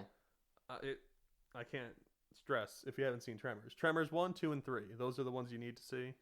Okay. You got those ones too? You got the Graboids. You got absolutely, and they're all on Netflix. Oh, okay. I didn't know that actually. Hell yeah, Graboids. You got Shriekers and Ass Blasters. Excuse me? We'll leave it at that. So next on my list, going more into a actual good movie, Goodfellas. Oh, That's my number 8. okay. Have you seen Goodfellas? Yeah. That's a good one. It's based on true events. Yeah. and it's about the life of a mobster, and the main guy. If you have like a DVD with commentary, they have commentary with the director and the actual person. Oh, the guy that the movie's about? Yeah, and he talked about his life, and he actually helped them in the movie, explain like I used to go to the shop all the time when I was younger, Oh, that's so and he cool. talks about his whole life and all the like criminal things that he did. It is a fantastic movie. I think it's him and his. Hold on. I just want to make sure I'm thinking of the same movie. Is that the one with the Joe Pesci? He's the one where he's like, "What are you laughing about?" Oh yeah, Ha Ha Funny. Yeah, haha funny. It's with Robert De Niro. Okay, and Ray Liotta. Okay, Yeah. yeah. Okay, so I just wanted to make sure. I was pretty sure, Yeah. but I wanted to make sure. No, I love that movie. It's so good. It was the commentary has him, and I think it's either the DA or the federal agent that was like investigating him. Remember how he took the deal at the end? It's Yeah. the guy he took the deal with. Oh my god. Oh man, I'm a sucker for good commentary. And, like I love two different types of commentary. I love the actors and them, and I also love like the nerdy people. They sometimes in some movies they'll put commentary about the people who work on the lights and the crew. They'll have if you listen to that, you get all the nerdy aspects of recording the films, and then you get the actors on the other side. So good. But yeah, Goodfellas is definitely a good movie. Like we were talking about when TV shows, I love me some crime thriller, I like me some mob stuff. Some mom stuff. I That like is a the good mom mom stuff. movie. Oh yeah.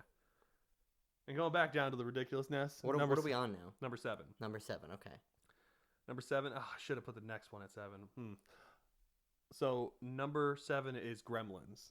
Gremlins. Love Gremlins. An excellent holiday Christmas movie. I'm gonna act like every single one is like, oh my god, it's on your list. Now this one was a good movie. And it is a really good movie. It's a good Christmas movie. It takes place during Christmas. Yeah, you could say They even play Christmas music in the movie. Yeah, you're not wrong. And it I takes never place thought on Christmas about Day. that. I don't know why. Yeah. You know how some movies like Nightmare Before Christmas, it's not really a Christmas movie. It's definitely a Christmas movie. Well, it is a The Christmas best movie. example you could have possibly given is people saying that Die Hard's not a Christmas movie. Okay, no, it you're is. right. You're right. But All right, when you're right, you're right. Okay. that is also a Christmas Stop movie. jumping down my throat, Charlie. You're right. A lot of people like to disagree that it's not a Christmas movie. It's a Christmas movie. It is definitely Because he's going for a Christmas holiday party. Mm-hmm. So, I'm just Anyway. But Gremlins, it's once again, you could tell here. I like creature features. I like comedies. I've noticed that. I like comedies. But this movie got violent at certain points. Remember when the mom was blending up Gremlins, I'm not gonna putting lie. them in a microwave? There are certain parts of Gremlins that actually scared me. When he had as a kid. when he had the chainsaw and he was Yeah. about to cut the main character while he's holding up the metal bat, and it's just I think honestly, even just the evil Gremlins it was a good design. yeah. And they were just creepy as all hell. It was such a good contrast to their fluffy, cute design, Yeah. and just be like, don't feed him after midnight. And I love the flip of, so you get the first one, he's very cute, and fuzzy, and friendly, and then the rest of them. They're just the little rest of them, assholes. and you're like, what's going on here? They're like little assholes. Yeah, these things are like cats. Yeah, they're like if cats also hated We're those. little humanoid humans. Yeah. And then it was just a good design. Yeah. Scared the crap out of me as a kid. And I in like certain how scenes. all the leader bad one had the little Yes. mohawk, and then he had the little fin at the end. Yeah. Did you ever see the second one? Yeah. Okay, good. There's fun fact, they're making a Gremlins show on Netflix. Oh, That's gonna be coming hell out. yeah. And depending on how it does is probably if they're going to be coming out with another movie. I hope it does well So- because I'm game for that. Yeah.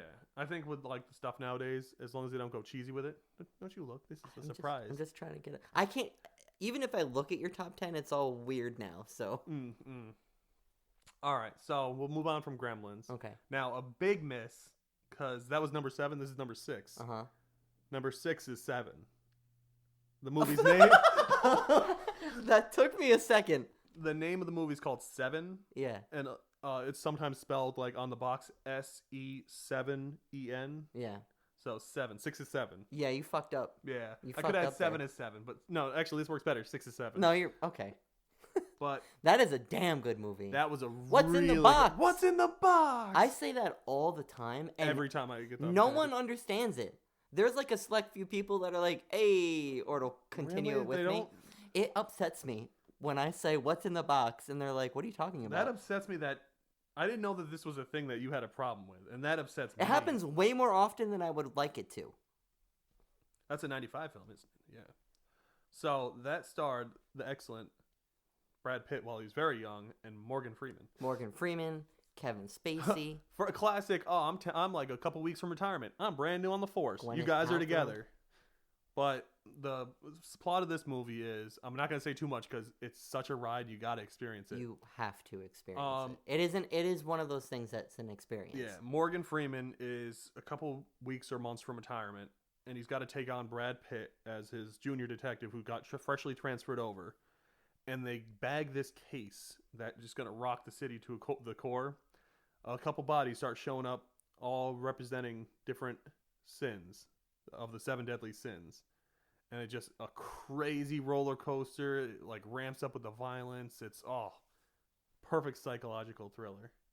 Loved 7. Very, very good movie. So you get stuff like Tremors, and then you get stuff like 7. So I like your list though. It's kind of all over the place, which is nice. Oh, it's gonna get worse. Oh God. So what are we on? 5 now? Yeah, remember 6 was 7. I got a little confused when I was. So number back. 5, another good horror movie, but this one's another good one. John Carpenter's The Thing. Have you seen The Thing? Yes, I have. Oh my God, the practical. I'm a sucker for monster movies. Not a huge fan of CG because a lot of monster movies get the Shaft treatment and they get bad CG, and you know how you feel about bad CG. The Thing was made like almost all using practical effects and just like puppets and things. Takes place in an Antarctic research facility, and an alien comes in which can take on the form of any person. So it's a great psychological. There are plenty of horror and like monster and like creature feature parts of it, but it's a very psychological. You don't know who's one of them because it gets all your memories. Who's infected? Who's not? Who can you trust?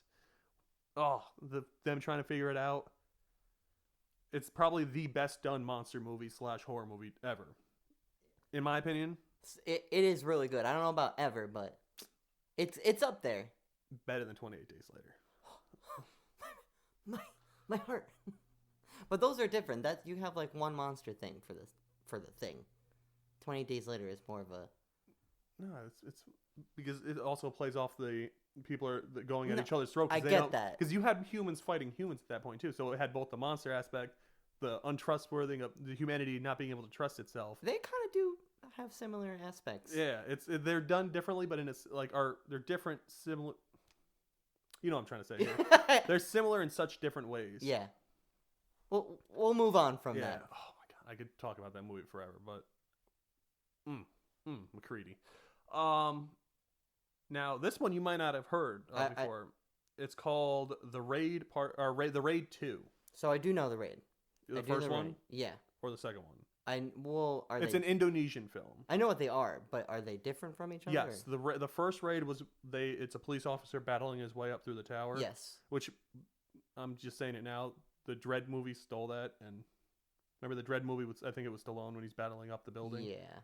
Pretty sure they just took that from the first raid. Okay. The second raid is after that. After that whole situation, it's what happens from that point on. It's a pretty long movie. I'm gonna make you watch this. Okay. It's the best action kung fu movie ever. I've heard that many times. There's it's night and day. I've seen clips of it, and I could definitely say that. How I rate this too? It's the Godfather of action, of like kung fu action movies, and it's not like cheesy kung fu. It's really like, good. It's stylized violence. Mm-hmm. Kind of like John Wick. Yeah, every hit. It's the precursor to John Wick because I think it came out before. It did come out before John Wick. I'm just saying. Good. The way that the hits feel. Yeah, the first one was very good and like the action's badass, but this has such an art feel to it. Also in a lot of like narrow spaces. Yes, it's an undercover cop infiltrating a criminal syndicate. Boom. That's the plot. That's all I'm saying. It's a pretty long movie. You will not be disappointed. There is a crappy dub version. If you don't want to I like because it's in Indonesian. I'm weird with this. Okay. No, we talked about it earlier during the shows. We did. Oh wait, no. Well, okay. So I like to watch movies that are sub. that are foreign movies in sub. Yeah, right. Because it's the opposite of anime. Because I just can't, when I'm watching somebody talk, and it's the not their dub voice at all. just doesn't line up right for me, and it just totally ruins the experience. Makes it even worse with the anime then. But it's a totally different thing. All right, I guess I can let this go then. You can have the difference between the live action and anime. Yeah. I'll allow it. Thank you. You're I welcome. appreciate it. But yes, we will. I'm going to be having you Let watch me this. be me. Fine. But yeah, I am going to be making you watch this. This movie is amazing. The Raid 2. I've heard about it for a while, and I just haven't seen it. So, all right, so that's going to be on the docket. You guys can keep an eye out. I'm going to have him review that. So. Everything we watch is just a review, even if it's come out years before. Hey, it's our feelings on it. People are listening to hear what kind of crazy things we think, what we feel inside. Talking about our feelings? You're right. This is whack. Let's get out of here. All right, I'm going to head out. All right. Let's move on to my top 3 now. Top 3. Okay. Yeah, you keep looking away. Let me hear it. Keep looking towards my list. I'm looking at the microphone, which just so happens to be where your computer is and your list is. Okay. I'll try not looking at it. Now, for my top 3, my number 3 is actually a newer movie. It's not without faults, but Spider-Man No Way Home. Oh, shiznit. I think it's one of the best / top of the best of superhero movies, and it's one of my favorite heroes, so... I'll agree with you that I think Spider-Man is like... It probably is my favorite superhero. I do love the movie. It has faults. But I think it was one of the best ones. Yeah, there is some stuff and some plot holes. I can find that with almost any kind of movie. But I think the amount of fan service and then fan service done right. Yeah.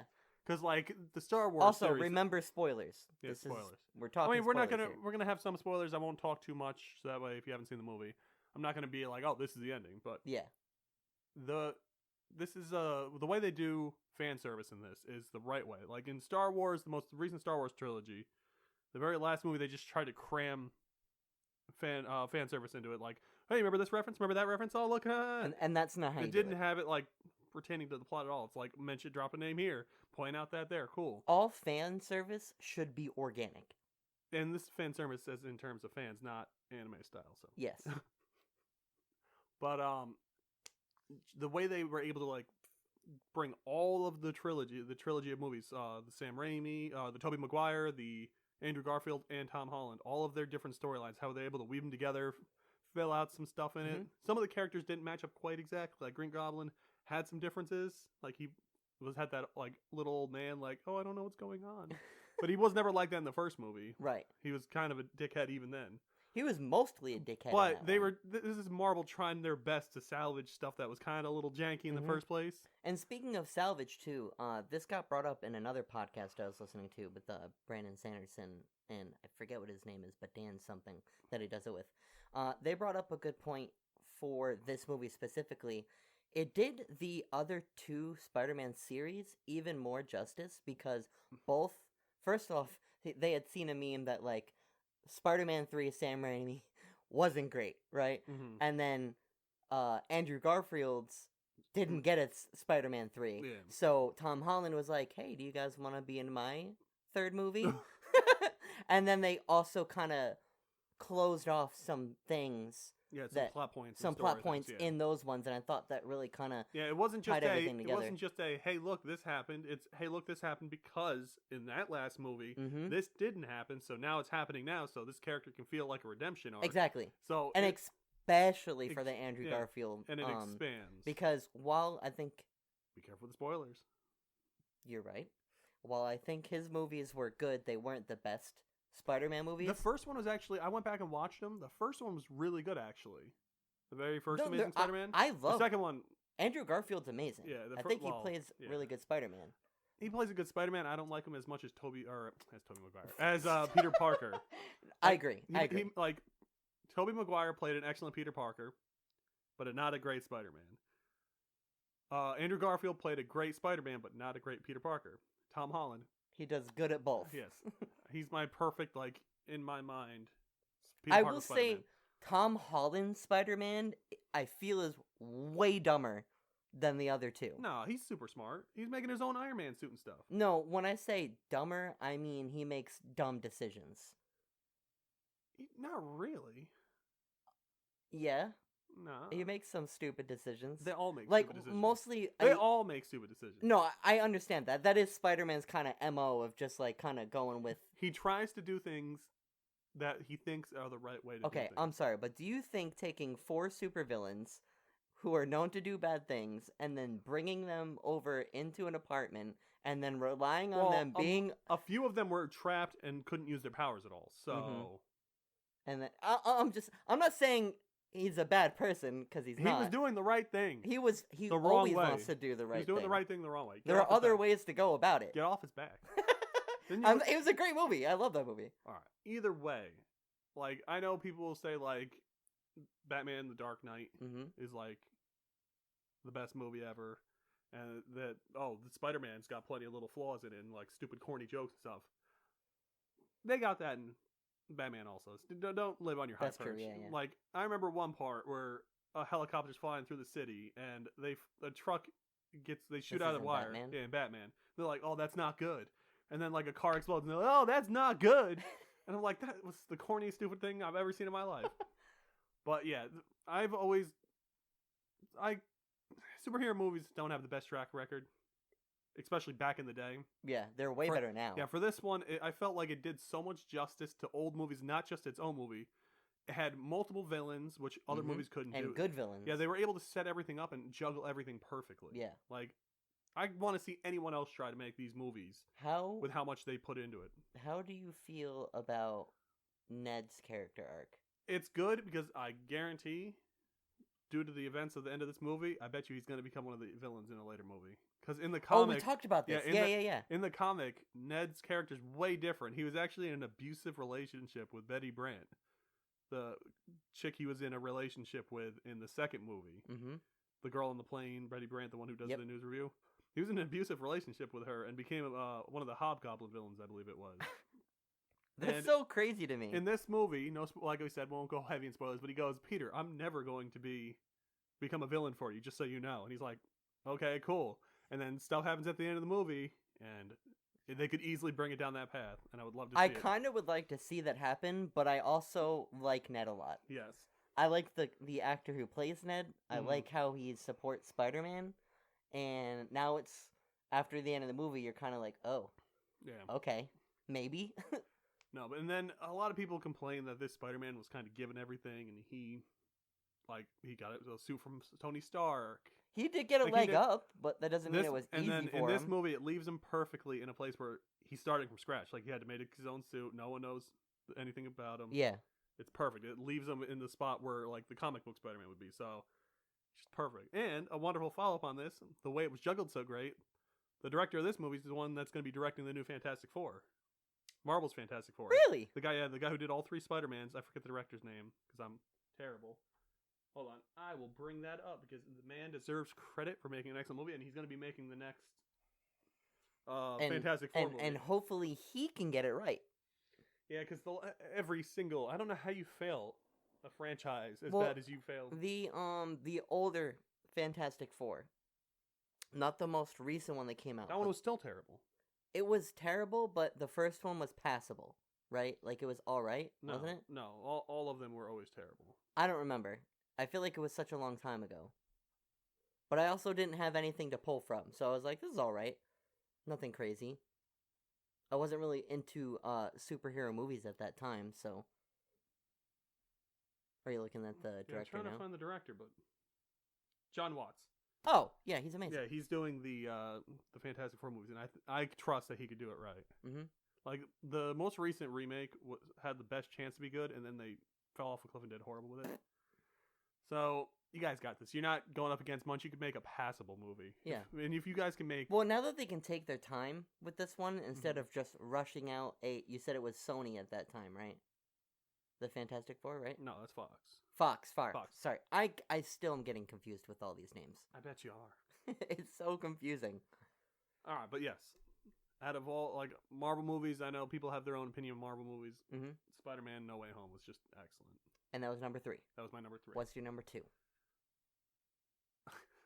Why are you laughing? My number 2 is Aliens.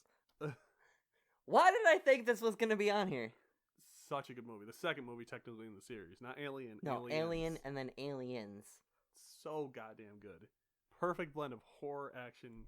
Now with Aliens, the second one being your number 2, did you still love Alien, right? I liked the first Aliens.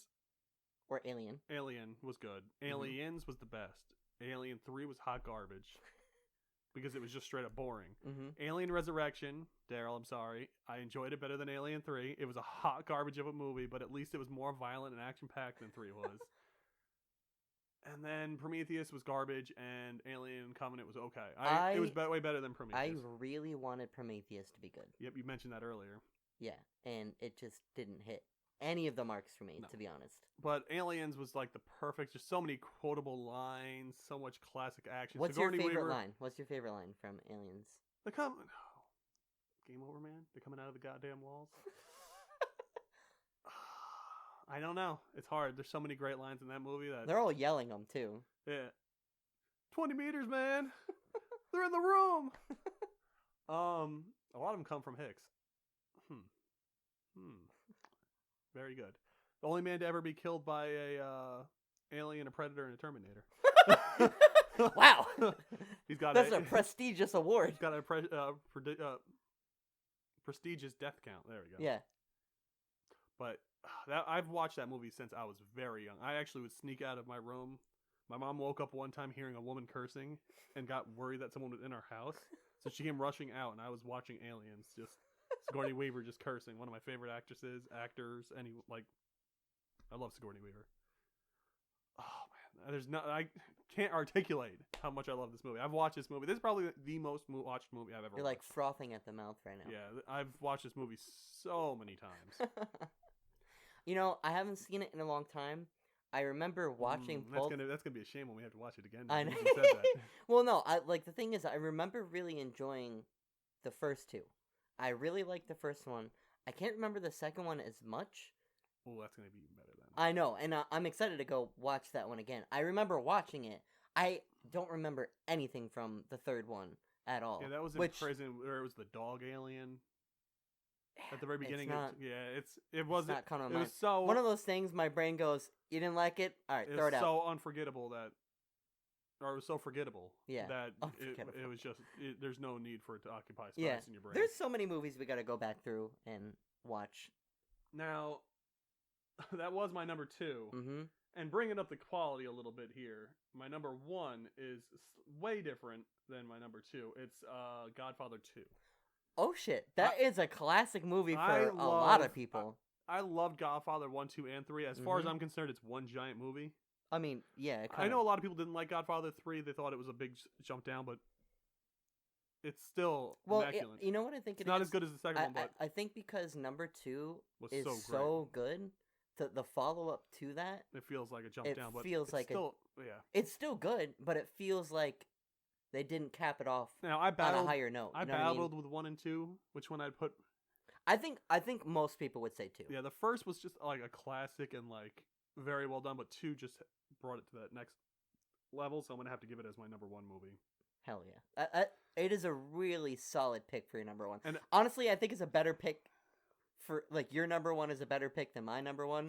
Mine feels way more personal. Like I don't know anyone else who I'm like, what's your number 1 movie ever? They're gonna be like 28 Days Later. I can count at least 5 people that would say Godfather 2. We were talking about both in the TV show list and the movie list. I love like crime, mob boss, like which, we'll talk about it later. But anyway, I'm just a sucker for a good mob movie. It's such a classic archetype. Yeah. And there are so many avenues you can go down with that archetype. Yeah. And I feel like, in terms of movies, because crime and drama like that has always been around before The Godfather, but in terms of movies, I feel like The Godfather really set a bar for this is where it needs to be now. Yeah, this is the atmosphere of it, the styles of it. Oh, so good. So good. Wow, and that wraps it up for the that's my top 10 list. Jesus Christ, Charlie, 2 hours. Nah, yeah, it can't be. Yeah. 2 hours and 4 minutes now. That's it. All right, we can put another half an hour in here. So it was like an hour for each. Was there any shout-outs you want to do for movies? I mean, there are tons and tons and tons of movies and shows out there that I could shout out, and I could keep going. and I don't want to take away from the top. You know what we might save? We did shout out a couple. Down the road at some point, we might break it down into like top thriller movies, top horror movies. Maybe we'll do that for holidays and Maybe, stuff like that. yeah. I would also like to do top streaming shows and movies. Okay. So for people who have streaming services, little something to Something keep an eye that's out for. accessible to people that. Yeah, like if you have movies. Netflix, top 10 Netflix Okay. shows. I could do or that. movies. Yeah. It's just like, I keep. Yeah, if saying you guys this, are but enjoying these top 10 stuff, like what we liked and what, we also wouldn't mind making fans, like see what the top rated fan stuff is. yeah, we Well, could do like, that. let us know what you guys want to see. Do you want us to keep more newsy / stuff going on, or do you want to see more of these big lists and stuff like that? Because we're gonna keep doing what we're doing. Yeah, we're just gonna do random things until you help us focus us. We need someone to point us. We're right kind now of scattershotting right now, so we're shotgunning it. We want a sniper, which is part of what our name entails, being Media Junkies. Yeah, we just just love all of it. all over. So we'll cover everything that we can, Yeah. and until we can do this full time, Yeah. we'll Then when we're real full time, we'll have you better believe it'll be every category you could ever think of. That's Just right. Videos. Yep. Daily in mass. Mhm. En masse. En masse. masse. En I masse. honestly don't know. In Just or mass. in or a mass. Mass quantities. Mass quantities. There Yeah. it is.